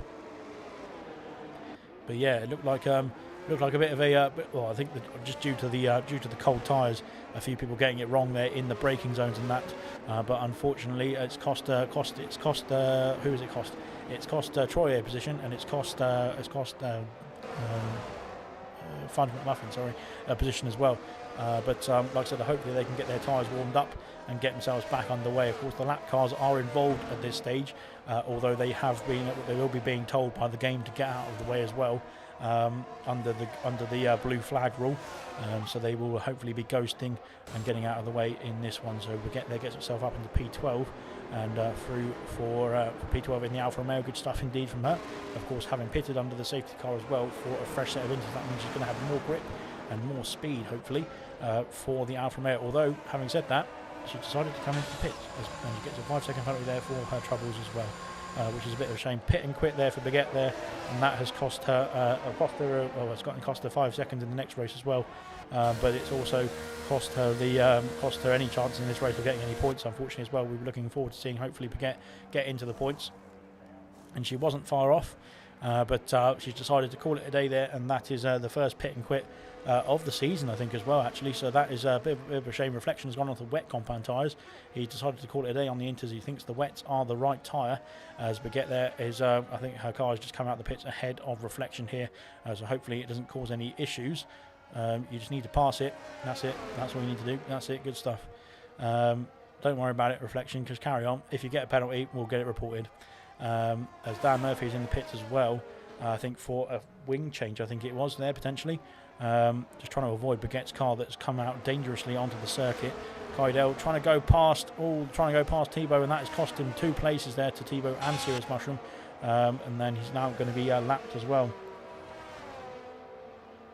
No point continuing being lapped by the entire grid. Well, actually, there is a point, because technically you can get back into the race if there's retirements further up the order. You will still get those places back. So I would have stuck at it as well. Unfortunately, that is it's still going to go down as a pit and quit. Like I said, there's still plenty to play for in this race.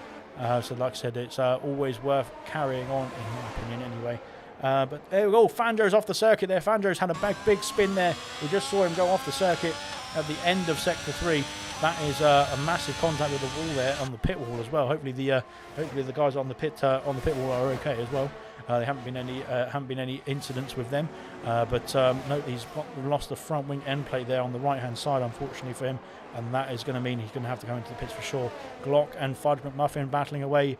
We saw Fudge McMuffin lose a place, I think, to Glock on the restart, and now trying to get himself back into the order. So there we go. Fudge McMuffin now still trying to get past. He's still trying to put the pressure on Glock here into turn 4. Nothing done there, I should say, as Yamabro now takes some interest in this battle as well, looking to try and make any moves he can in this one. Reflection onto the wet compound tyres. We'll have to have a look and see what his pace is going to be like in this race. He's gaining time, it looks like, on Yamabro, so maybe the wet compound tyres is the right call. The problem is, do the intermediate compound tyres make the strategy change onto the wets as well, or do they stick it out and hope that it dries up very shortly? We'll find out. Yamabro there having a bit of a trouble time there getting through the S section. He's done a good job of staying at it. Good stuff indeed from him. Out in the lead there, Troy he's dropped almost 3 seconds back now to Lucas Percy. Percy's really pushing on there in the Aston Martin in P1 now, getting his pole position back as well. And there we go.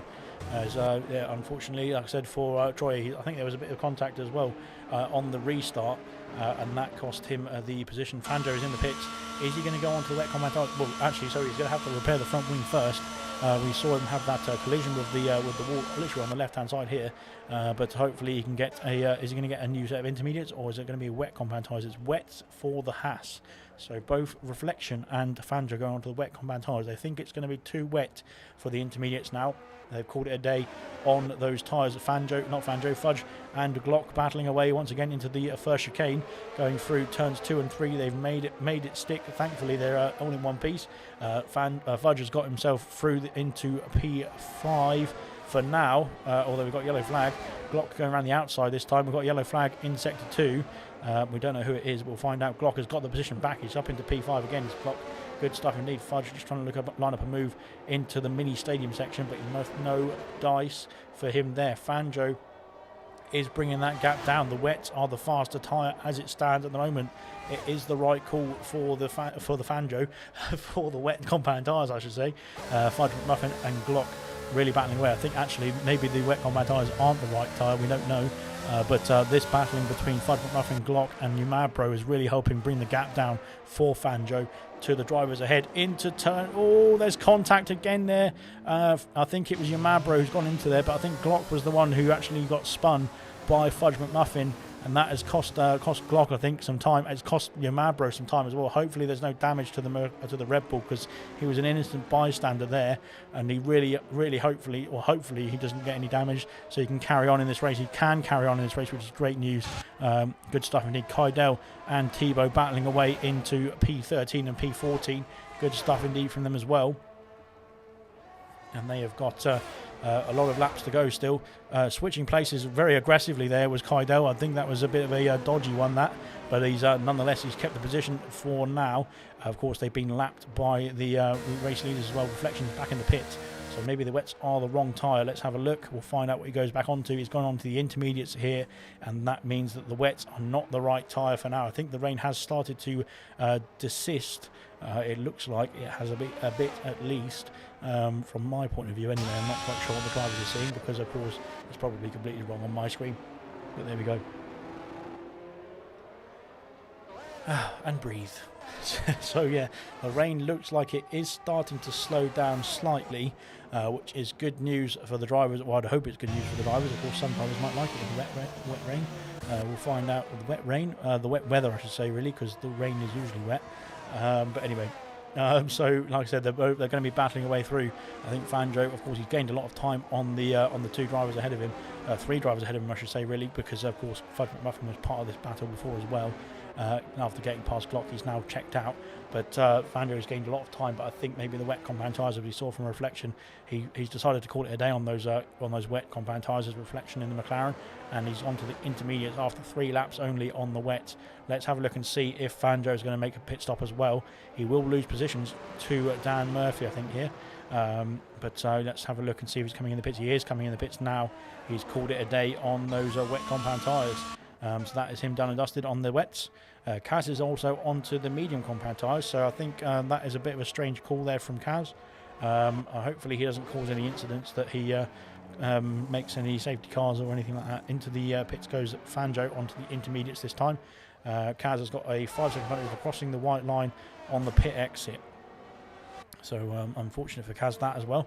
But hopefully, like I said, hopefully he can do a bit of testing for the Ferrari team, see if the he's not. It doesn't look like it's ready for the 3-second penalty there for Kaz as well, for once again cutting the corner there. It doesn't look like the mediums are the right compound of tyre to be on at this stage of the race, unfortunately for Kaz. German is under pressure now from AC and Walton. He might be losing his podium place here as German. He's had a great race nonetheless, but he's really doing a great job of trying to battle through. Troy and Percy have gone through and really put paid to the intermediate compound tyres on this stint. But like I said, it's hopefully it'll be drying out very soon. We've got about 30 laps to go now. So still a long way to go in this race. There's still plenty of points on offer, and still plenty of things could change as well in the order. Here comes Yamabro now onto the main straight. He's right behind Glock there, and can he make a move now down towards turn 1? He's using the ERS. He's using the slipstream.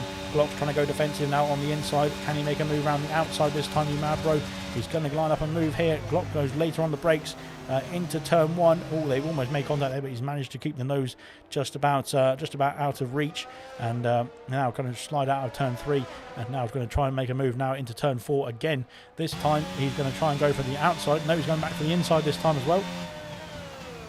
And there's no dice there. Oh, it's a bit of contact there, I think, but I think it was just because of Glock and his pace. Gino has got a 3-second penalty there. I thought it was somebody retiring, but thankfully not. Gino there in P11 there. He's doing a good job of staying in this one.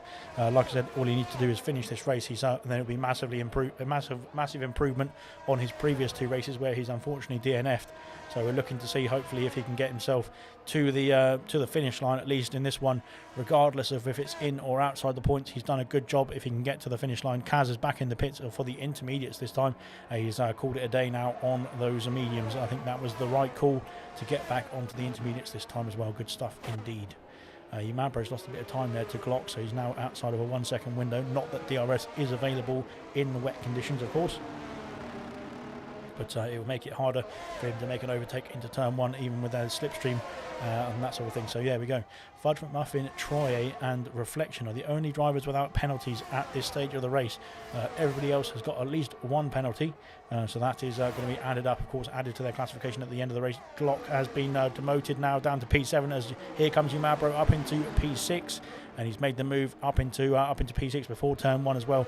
Good stuff indeed from the Red Bull driver, of course, looking for his first points of the season and doing a great job indeed as well. Fantastic stuff indeed from Yamabro. He's really kept it clean so far. Into turn 4, can Glock make a move back? No, he's too far back to make that move.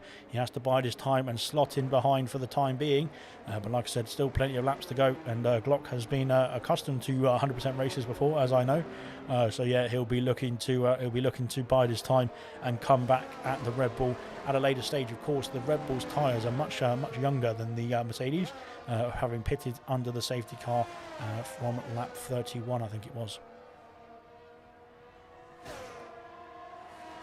Right then, so like I said, we've got about 25 laps or so to go almost, and there's still plenty of time in this race for more position changes and more things to go wrong, but hopefully not. Yeah, by far this race has been absolutely outstanding from my point of view anyway. I think the drivers can be very proud of themselves up into lap 44, that is. Fingers crossed I haven't jinxed anybody. Thibaut there picks up a 3-second penalty there, but as does AC Immortal, but like I said, he's still trying to do a good job staying in this race as Thibaut. Good stuff indeed from him as well. AC Immortal there picks up a penalty there. I think that might be him.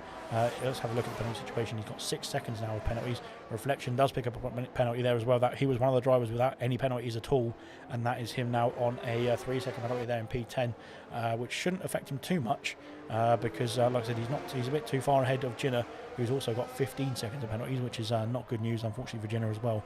But yeah, nonetheless, Lucas Percy, our leader, has got 6 seconds of penalties. That means he's under threat still from Troye in P2. Only 3 seconds behind him now. German's got 3 seconds as well, and he's got AC Immortal breathing down his neck. But of course, with the penalty situation for AC Immortal, that is still within German's favour of keeping his podium.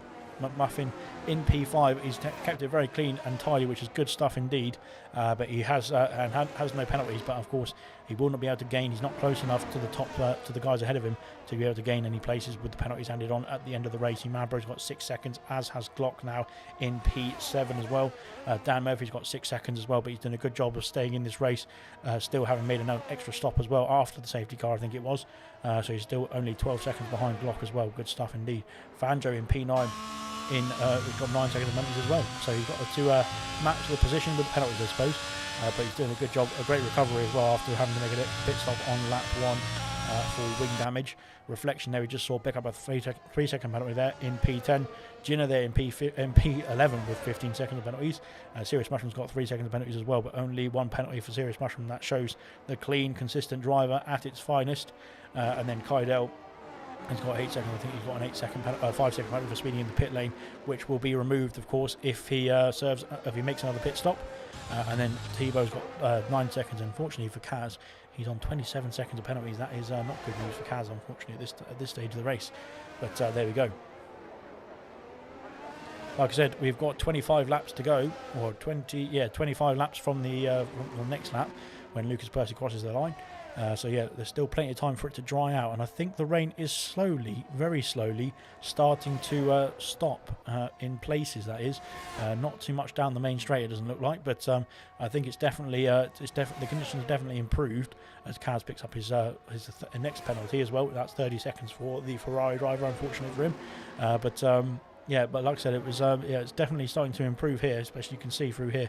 Not too much rain falling from the sky in turns 2 and 3.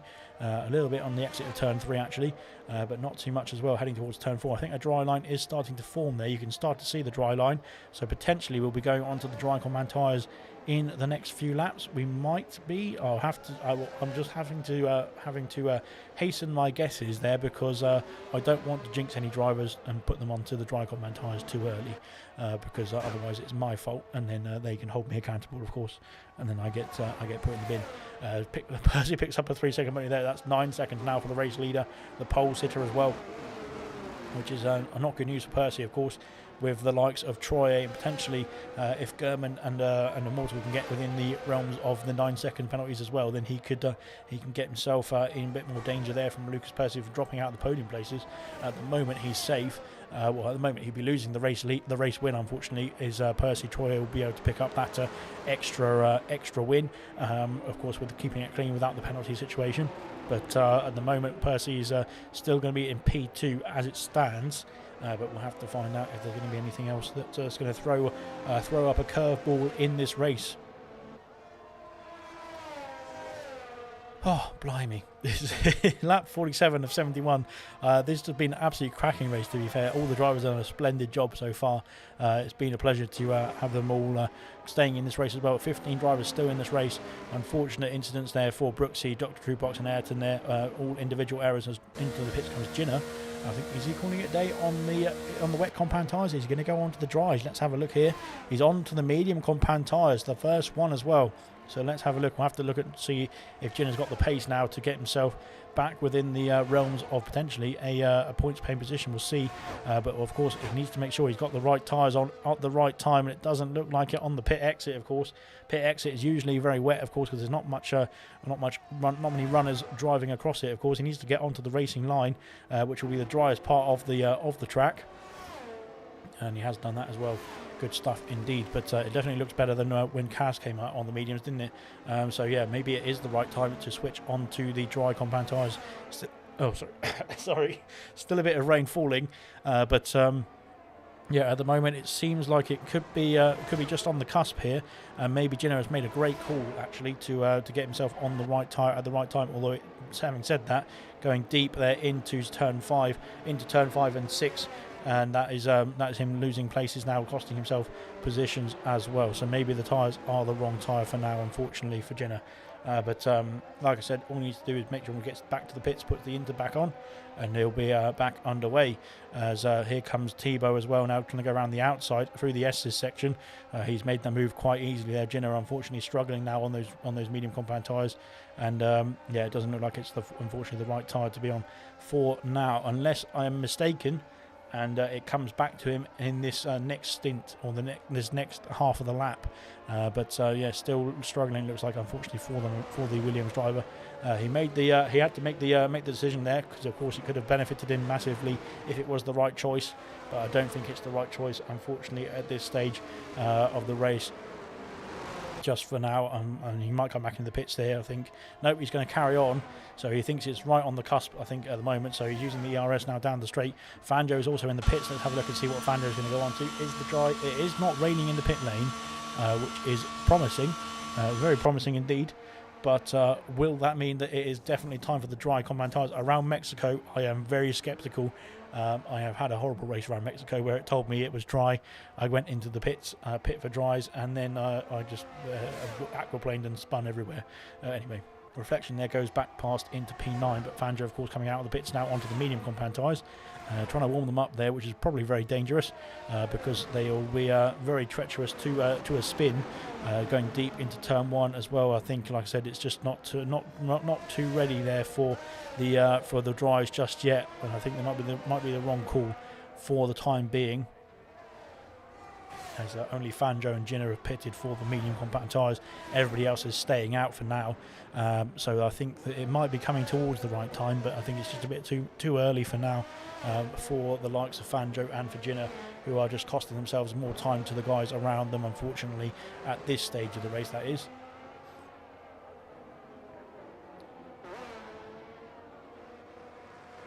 So there we go, as we've got almost 20 laps to go now, and Dan Murphy's in the pits. This will be a strategy call, no doubt, because of course we know what Dan Murphy is like. Fanjo picked up a 3-second penalty, unfortunately for him. That is Dan onto the medium compound tyres as well from P8. So that is him calling it a day on the inters. He's back onto the dry compounds, and we'll see what he can do as well. Still Fanjo losing time to reflection. So the intermediates are still the tyre to be on at this stage of the race, unfortunately for all the drivers there. But nonetheless, he's trying to stick at it. Is Fanjo, as is Jinner as well, and wait for the conditions to change in their favour. But I think, like I said, Dan's going to lose a lot of time as well into turn one. It's a lot smoother than both Jinner and Fanjo. But Kaz picks up another penalty. But yeah, I don't think it's the right time. AC Immortal now calling it a day on the inters. Is he? Let's have a look and see what he's going to go on to. We'll find out as he comes into the pits. Kaz is disqualified for receiving multiple penalties there. We thought that was coming, unfortunately, for Kaz. He's out of this race, which is a big shame there. Onto the medium combined tyres again is Immortal. 3-second penalty there for German, I think it was, and Jinner has picked up a penalty as well as he goes wide through the S's section. But he doesn't need to push too hard. The rain, I think, is stopping. I think we've got a lot more drivers coming into the pits now. We can see that here. Everybody coming in for the dry compound tyres. Fudgman knocking it onto the soft compound tyres. Glock also onto the mediums, as is Umabro coming out now. Kaz has left the session. Unfortunately for Kaz, that was too many penalties. The game did not like it. As Kaidel has been passed by Thibaut. Thibaut's carrying on those intermediate compound tyres, as Jinner has got past as well. We've got a yellow flag in sector 1. I think it is for Kaz's Ferrari, which thankfully is ghosted and out of the way, fingers crossed. Into the pits come the race leaders there. We've got Lucas Percy there and Troy both into the pits. I think German will follow them in as well. Yeah, onto the medium compound tyres is Percy. Same for Troy as well. Let's see what German's going to do. He's going to carry on, or he's going to come into the pits. He is pitting at this stage. So into the pits comes the Alpine as well. Lucas Percy is going to retain his lead, of course, coming out of the pits ahead of Troy. And yeah, we'll be looking to stay in the lead, of course, for the rest of this race. I think the track has very quickly, as quickly as it started getting wet, it has dried up as well. So there we go. We're back to almost the dry tyres, I think. A yellow flag for a Haas, I think it is. No, it's for Fanjo. I'm not quite sure. It might have been actually just for Kaz's car, still trying to get his way back to the circuit.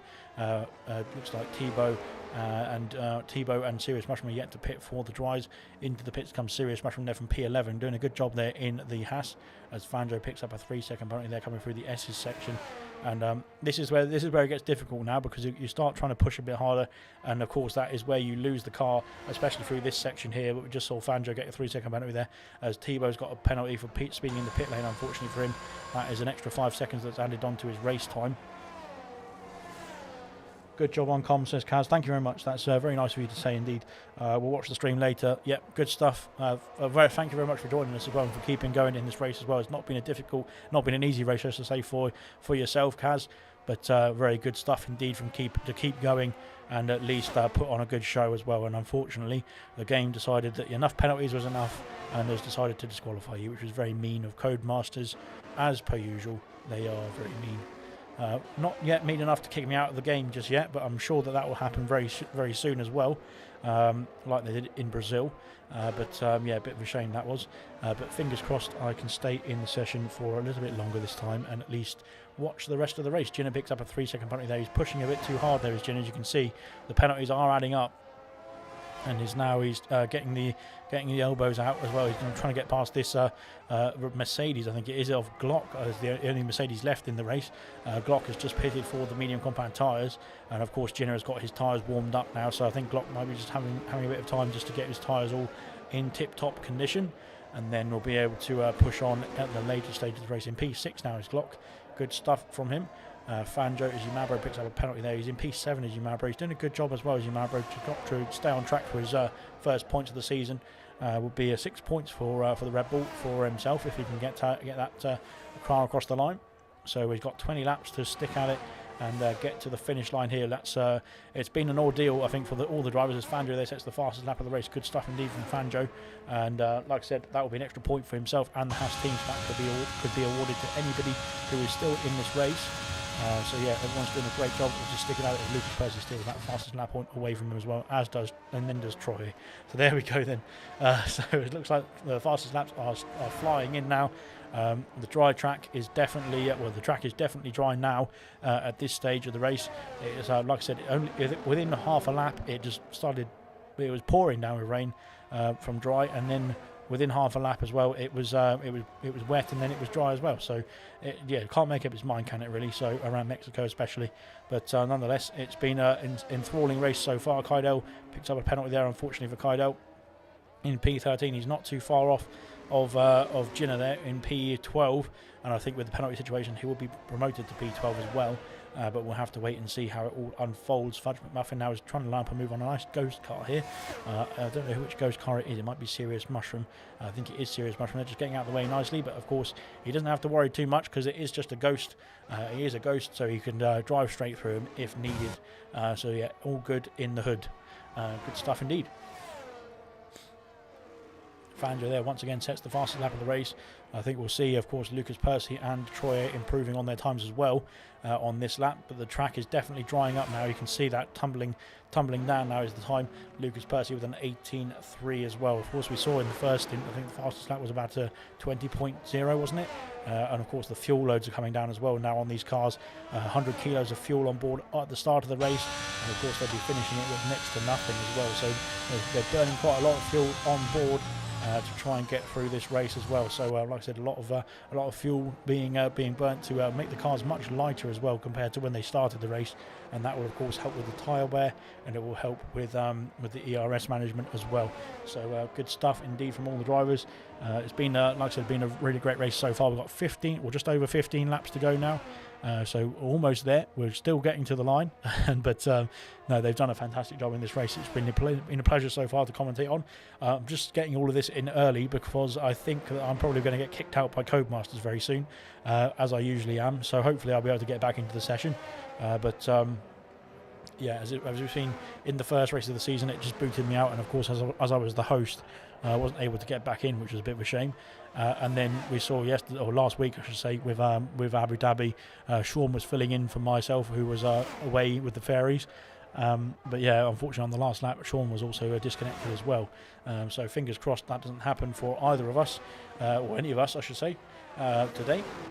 But we shall see. Lucas Percy there sets the fastest lap of the race. He's trying to get away from Troy at this stage, but I think the penalties, like I said, will be adding up now for Lucas Percy. He's still within the range of the win. Here's Troy, based on the penalties that will be factored in at the end of the race when they all cross the finish line. The penalties will be added up and added to their race time as well.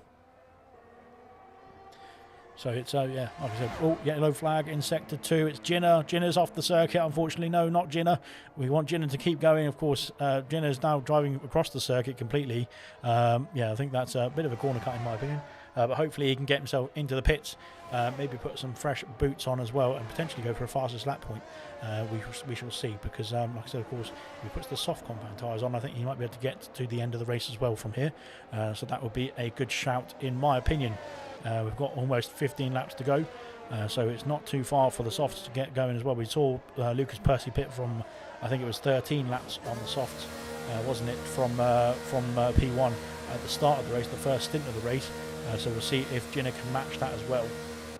Some of the drivers like Thibaut and Fudge McMuffin have gone onto the softs from lap 50 or so, as Lucas Percy sets the fastest lap of the race there. Onto the soft compound tyres goes Ginner as well. He's got the front wing changed as well, so ready to get going once again. Hopefully Ginner can at least finish the race. It'll be a good achievement for Ginner as well, and I really want him to finish the race as well. It'd be a pleasure just to have him get to the finish line, because it's I know he's had a bit of a struggle in the last two races, in the first two races of the season, but all he needs to do is make sure he can get to that finish line, and that will boost the confidence for the future races as well. I don't think you need to weave too much on the soft compound tyres. They warm up quite quickly anyway. So there we go, good stuff. Lucas Percy is pulling that gap out to Troy. Now Troy is over 4 seconds. It was just about 3.4 on the last lap. It's now 4.1, 4.2. So really going for it now is Lucas Percy. I think he's trying to get that gap as large as he can to potentially actually win this race still on track. We'll find out, of course. But like I said, it's been an eventful one between Lucas Percy, Troy, and Gurman as well at stages as well. So it's been a pleasure to watch and commentate on these guys. Fangio picks up another penalty, unfortunately for him. I don't think it will affect him too much because he's not going to be dropping down the order too much with Reflection 27 seconds behind, with penalties of his own as well. So should be still okay to defend from behind, I should say, for Fangio. But of course he'll be wanting to try and gain places as well and try and get past Dan Murphy, who is now 1.2 seconds ahead of him. He's not too far away. You can see the Red Bull in his sights as he goes through the chicane of turns 2 and 3. And now you can see the Red Bull right there. The red light is flashing on the Red Bull as well, which means that he's running low on ERS, and that will be a very good sight there for Fangio, because of course he's got some ERS in the bank for himself to use to try and get within the DRS range. I don't know if DRS has been enabled yet. Have we seen any DRS overtakes? I don't remember yet. I can't remember. But I didn't see it being. I didn't see the pop-up saying DRS has been enabled. So I'm not quite sure if it has been. I would assume it. As Fangio there, as I said, exactly that, is pushing too hard as he retires on the track. Why did he retire? That is very confusing for me. There, he was in the points position still. He was still. Okay, unfortunately that is, well, that's good news for Reflection and Serious Mushroom, because it's got themselves into the points now. But unfortunately, I'm not quite sure why Fangio retired there. He was doing really well. He was in the points still, and having recovered from a difficult first stint of the race. And yeah, he's left the session there as well. Unfortunately for Fangio, that is his race done and dusted. And unfortunately, that is a pit and quit as well for Fangio, which is not going to be good news for the next race as well, which is a big shame because he was doing, like I said, doing really well in that one. Reflection now up into P9, and Serious Mushroom will of course jump up into P10 as well. His teammate has retired on the circuit, unfortunately, which is not good news for the team. Haas would have been nice for Serious Mushroom as well to get himself in the points, but he is now in the points anyway. Serious Mushroom, good stuff indeed. And that is him up into P10 there. Another point coming towards Serious Mushroom and the Haas team. Kaidel has got past as well, of course. He's right behind a Red Bull there of I think it might be Yamabro. There it is. So yeah, Yamabro doesn't need to worry about that. Doesn't need to worry about the McLaren right behind him, because of course he is a lapped car. So if the lap car does overtake, it will just be a coast car and then he goes through. So it's all good indeed. I think yeah, Fangio just frustrated there. I think it looked like for he cost himself a bit of time there with a spin. He actually corrected it quite quickly. Would have been able to carry on very easily as well. So yeah, it was a bit of a shame that for Fangio, who was still running in the points. But yeah, unfortunately, a bit of a hot head, and that is what happens. Is yeah, unfortunately, penalties will come your way if that keeps happening. But nonetheless, it has happened, and so we'll have to crack on. 6 people now out of this race so far. Kaz DSQ'd with too many penalties, unfortunately. He was doing a great job of staying in the race as well, though, to be fair to Kaz. So good stuff indeed. Brooksy there retired on lap 1 through the S's in sector 2. Just went too fast, went too hard through the S's, and that cost him his place in the race. Dr. Truepox as well had an incident, I think, with about sort of 15 or so laps done under the belt, I should say. In the stadium section. Ayrton as well on lap 31 in the in sector 2 in the S's as well, unfortunately in the rain as well, because it started to rain. Even though we were told it was going to be dry all race, it started to rain anyway. But yeah, unfortunately Ayrton had a bit of a spin there in sector 2 as well, and that cost him his position in the race, and of course brought out the safety car on lap 31, which meant that everyone could pit for the intermediates, or some fresh intermediates as well. Baguette there, unfortunately, pit and quit because I don't know why. And then Fangio, we just saw retire on the track because he had a spin, but I don't understand why, because again he was in the points paying positions, and unfortunately it has cost him cost him any points now as well, and he would have been able to get at least 2 for his team, potentially put a new set of boots on at the end as well, when he had the gap to reflection, which he did have quite a big gap to reflection as well. It was about 30 seconds, so he would have been able to pit for a fresh set of softs and go for a fastest lap point as well, which would have mean 3 points for him. But nonetheless, we'll have to crack on and worry about that another time. So AC Immortal is now within DRS range. Is DRS enabled? Yes, it is enabled. Good stuff indeed. He is within DRS range now of Gernman. Can he get that podium place? We'll have to have a look at the penalty situation very shortly. But everyone has done a fantastic job so far, apart from a couple of people. But everyone who is still in the race has done a fantastic job so far, in my professional opinion. But it's not that professional, so don't worry about it. But there we go. So yeah, AC Immortal now trying to line up a move to get himself up into the podium places. We'll have to have a look at the penalty situation for everybody now.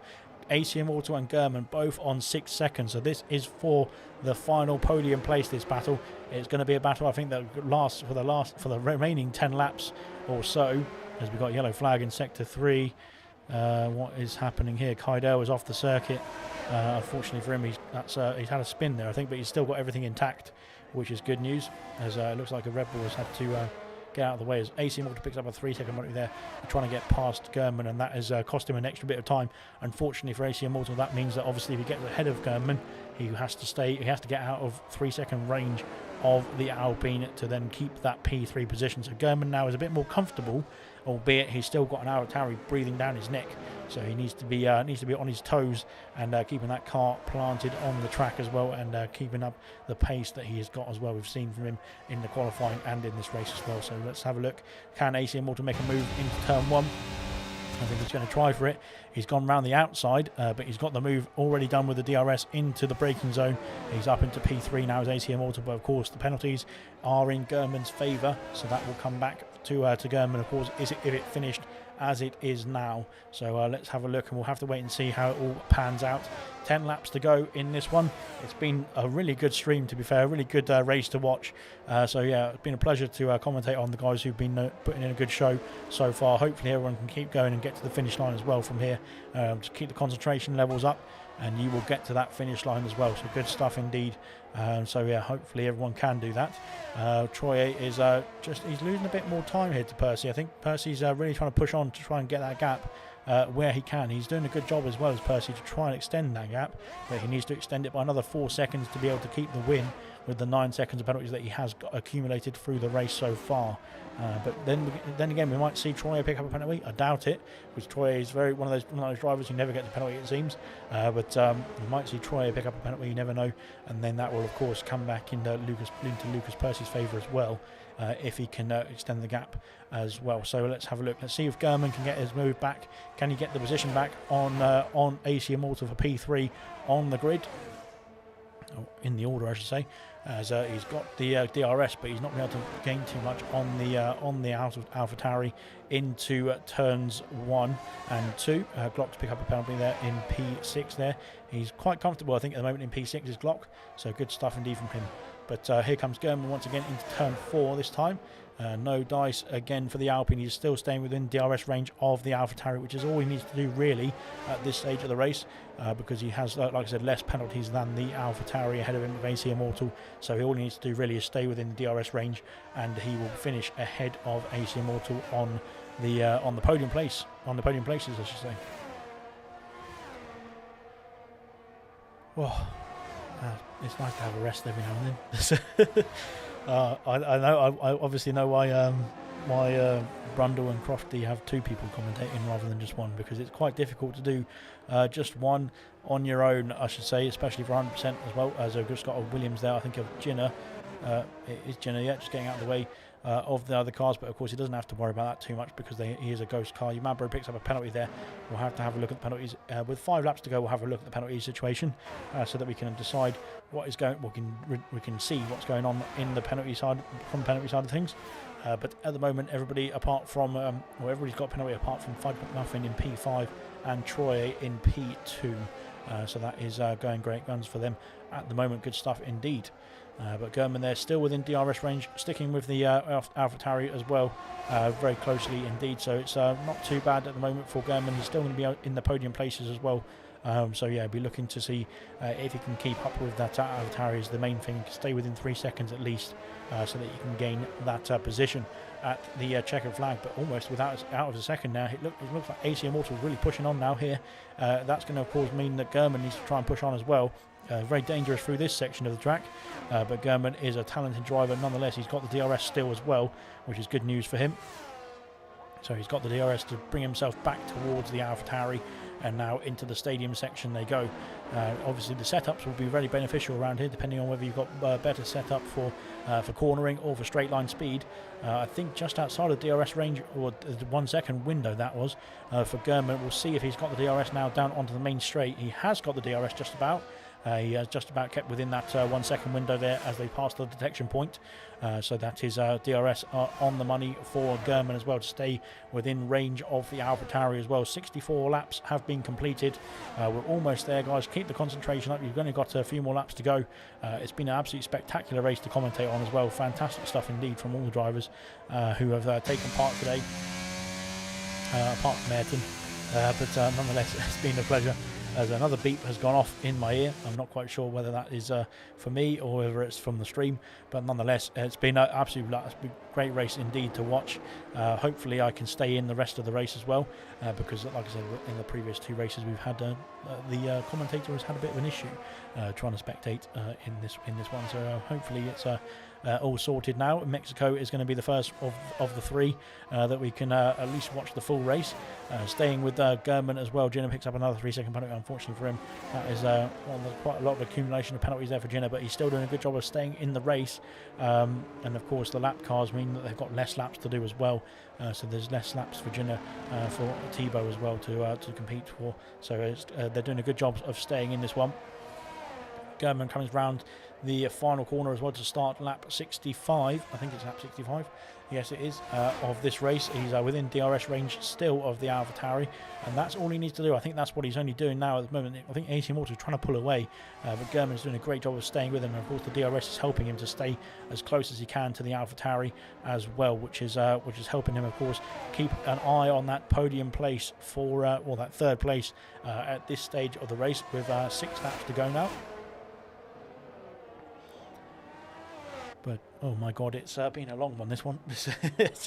It's really gone on for a while, but like I said, I haven't had a bad thing to say, really, to be fair, about anybody in this race. They've all done a good job of cracking on and going for it. So yeah, like I said, we'll be cracking on very nicely indeed for the remainder of this one. But yeah, I think everyone's done a fantastic job so far. 5 laps to go now. Lucas Percy has started the 66th lap. So we've now got 5 laps remaining of this race. Very shortly we'll be wrapping it up, thankfully for myself and for you guys who are watching as well, who don't have to hear me anymore. But no, it's been a really good one in this one. I think a very entertaining race as well indeed, from my point of view. Hopefully the drivers feel the same as well. But like I said, I think maybe some of them will be a bit fatigued after this one, but they've done a fantastic job. It's been a bit difficult. It's a difficult track to race on, especially for 100% of it as well. Sirius Russian picked up a penalty there, unfortunately, for the Haas driver, but he's still within the points paying positions, which is good stuff indeed. But yeah, German, they're doing a good job of staying within DRS range as well. So yeah, 5 laps to go, or 5 and a bit lap, or 4 and a bit laps now to go. So everyone's doing a fantastic job, I should say, if I can get my words out properly.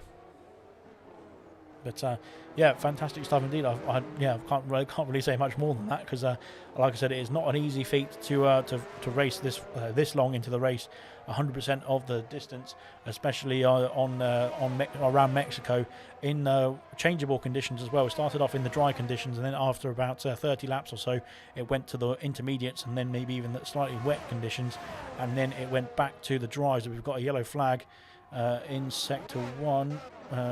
Sector 3, I should say, is Kaido once again having problems coming round at the final corner. Unfortunately for the McLaren, he's got himself back going again, thankfully, which is good stuff indeed. We're on to lap 67 now, so there's less laps to go. Lucas Percy is really putting the pressure now on Troy. Actually, Troy is losing time to the Aston Martin. He needs to keep within 9 seconds, and that gap has been going up and up over the last few laps. So it's not going too well for Troy at the moment. I think he might be just saving some ERS here at this stage of the race. It looks like, but yeah, he's doing a good job there of sticking at this one.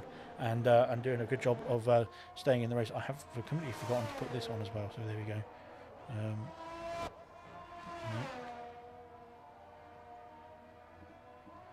There we are. Let's put the lovely graphic on the screen. There we go. Now it's back. Right then, we've got, yeah, like I said, 4 laps to go. Well, 3 laps at the end of this one. no, 4 laps at the end of this one, I should say, sorry. I'm getting all my numbers mixed up, you see. There we go. So yeah, now we've got, as we're on to lap 68, and that means we've got 68, 69, 70 and 71. 4 laps to go in this race. What a pleasure it's been to commentate on as well, to be honest. I think I've definitely really enjoyed it. I can't say I think I really enjoyed it, because I definitely have.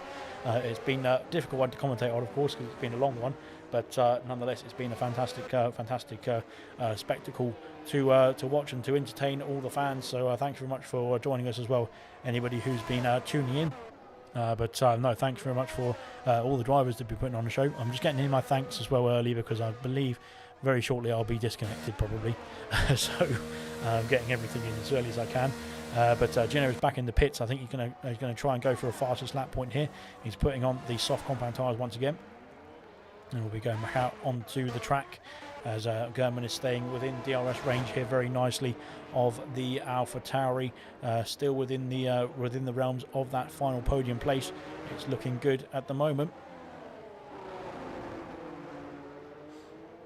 And there we go then. So coming around the corner now is the AlphaTauri, and then followed very closely by the Alpine. This is the closest battle on track for the time being, although I think Glock and Fudge McMuffin might make a battle out of it in the next few laps.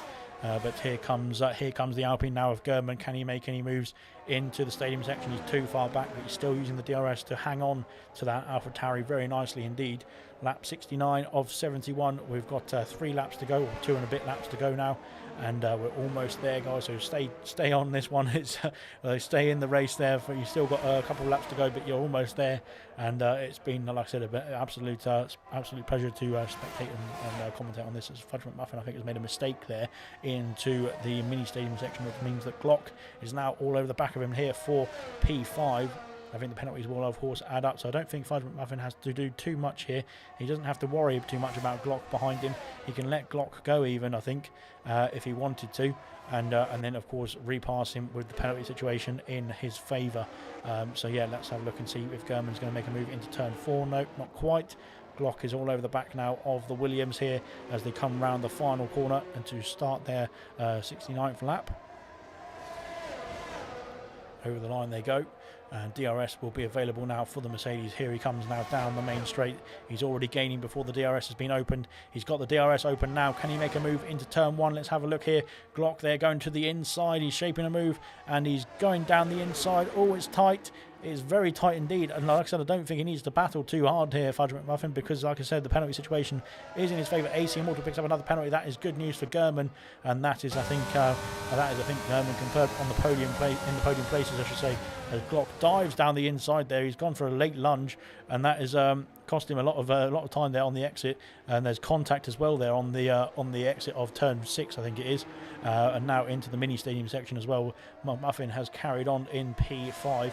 Like I said, the penalty situation is in McMuffin's favour. 9 seconds for Glock, so he can afford to let Glock go and lose almost 9 seconds to him as well. As German is now just sitting behind. I think he's decided that he doesn't need to worry about trying to overtake AC Immortal now at this stage of the race. Lucas Percy picks up another 3-second penalty. Unfortunately for him, that is the race win gone from his time now. Unfortunately for Lucas Percy, I think it's 12 seconds now for him. We'll have a look. 12 seconds for Lucas Percy. AC Immortal's got 12 as well, as has Umapro there in P7. but he won't be losing any places, I don't think, to his teammate Dan Murphy. Then we've got Gurman there on 6 seconds, but he's too far ahead of Fudge McMuffin. Glock is on 9 seconds, and once again looking to line up a move into the first turn. Can he make a move here? The Mercedes driver's run out of ERS. He's gone late on the brakes once again. Can he make a move this time into P5? No, not quite. He's having to bide his time. He's having to stick behind. I think we're going to have to go back to the race leader here. Well, actually, he's not too far ahead of this battle here. But now into turn 4, can Glock make another late move? He's gone for it this time. No, he decided to bide his time this time. He's sitting behind comfortably, but well, not comfortably. I don't think. I think he's trying to put his mark now, trying to get himself past. But I think he might have realised that the penalty situation is too much to deal with at this stage of the race. So he's going to have to just slot in behind Fudge McMuffin at this stage of the race, and that is it, done and dusted. But let's have a look here. We'll go back to Lucas Percy, who is leading this race quite comfortably. He of course put it on pole position. He has had a great race in my opinion as well. Had to make an early pit stop because of course started on the soft compound tyres, but is now going to come around to finish the race, lap 71 of 71. A fantastic race indeed from him. Unfortunately, on the penalty situation, it is going to cost him the race win, but nonetheless, he's going to cross the line on track in the lead, and he's going to win this race on the track without the penalties. So good stuff indeed from Lucas Percy. Really good race from him indeed as well. Pole position there to P2 as Troy is going to come around the corner and finish in P1. Good stuff indeed from Troy. Of course, kept it clean and kept the penalties down. Didn't get any penalties in the end and finishes in P1. AC Immortal there is still fighting Gurman for that last podium place on track, but of course will lose that podium place to Gurman on the penalty situation as well. But here he comes now round the corner. Glock and Fudge McMuffin have switched places as well. Glock has just left the session there, so I'm not quite sure what's going on there, but that's him done and dusted as well. AC Immortal there does finish in P4. Glock leaves the session there. Like I said, I don't understand why people are doing this, but anyway, we'll carry on. Yamabro finishes in P7, a good points haul from him, and well done to Yamabro, his first points of the season as well. Great stuff indeed. Dan Murphy there finishes in P8, Reflection there in P9, Sirius Mushroom gets another point for the Haas team and for himself in P10, Kydell in P11, Tebow in P12, Jinner there in P13. And we're just waiting, like I said, we're waiting for Glock's ghost car and Fudge McMuffin to cross the line, and then we'll be done and dusted. But fantastic race indeed from the drivers there. They've done a really good job of finishing this race. Unfortunately for Glock, he didn't finish the race, but nonetheless, we'll have to sort that out afterwards. But really good racing indeed, and we'll have a quick interview as well with some of the drivers. Hopefully, Troy gets the driver of the day, but of course we'll sort that out in the Discord server after the race. Yeah, really good one, that one. I think I really enjoyed that. Fantastic race to commentate on, and thanks very much for all the drivers who've taken part in this one as well. It's been a fantastic race to watch and spectate. Really good celebration there as well from Troy on the grid, on the podium, as the Alpha Harry driver picks up the trophy for the win as well. Good stuff from him from the back of the grid as well, I have to say. But it just shows the pace he's got. Of course, it's a long race. I think we'll have to give him a bit of a nerf in the next one if he does take part. But yeah, good stuff indeed as the drivers are celebrating on the podium there for the Mexican Grand Prix, which has it's been a long one. Like I said, 71 laps around here, but been a very good one to commentate on. And yeah, congratulations to Troy, of course, Lucas Percy there, who got the fastest lap point as well. Gurman in P3, of course, with the penalty situation for AC Immortal. That means AC Immortal dropped down to P4. Fudge McMuffin on his PlayStation 100% debut in P5 as well. Good stuff from him. Glock there in P6. Yamabro in P7. Dan Murphy in P8. Reflection in P9. Sirius Mushroom there getting the last point as well in P10. Then we got Kydell in P11. Tebow in P12. Jinner there in P13. Unfortunately, Fanjo, Baguette, Ayrton, Dr. Truepox, Brooksy and Kaz all DNF'd from this race. But still, a fantastic race from all the guys, and good stuff from everybody who finished as well. And yeah, we'll have to leave it there. I think. Hopefully, we'll get the interview stuff and everything like that sorted for next race. But at the moment, it doesn't work, unfortunately. So I'm very sorry about that. But yeah, we'll be cracking on now for the next round of fixtures for ALR. Of course, gold is back on Sunday, followed by silver on Monday, and then bronze on Tuesday. All of them will be taking on the Imola circuit, and it will be the first sprint event of the ALR calendar as well. So stay tuned for that from Sunday. That is going to be the sprint events that are going to be taking place. And then, of course, the 100% League will be taking place once again on Wednesday next week. So stay tuned for this as well. But thanks very much for joining us, everybody. We'll see you soon.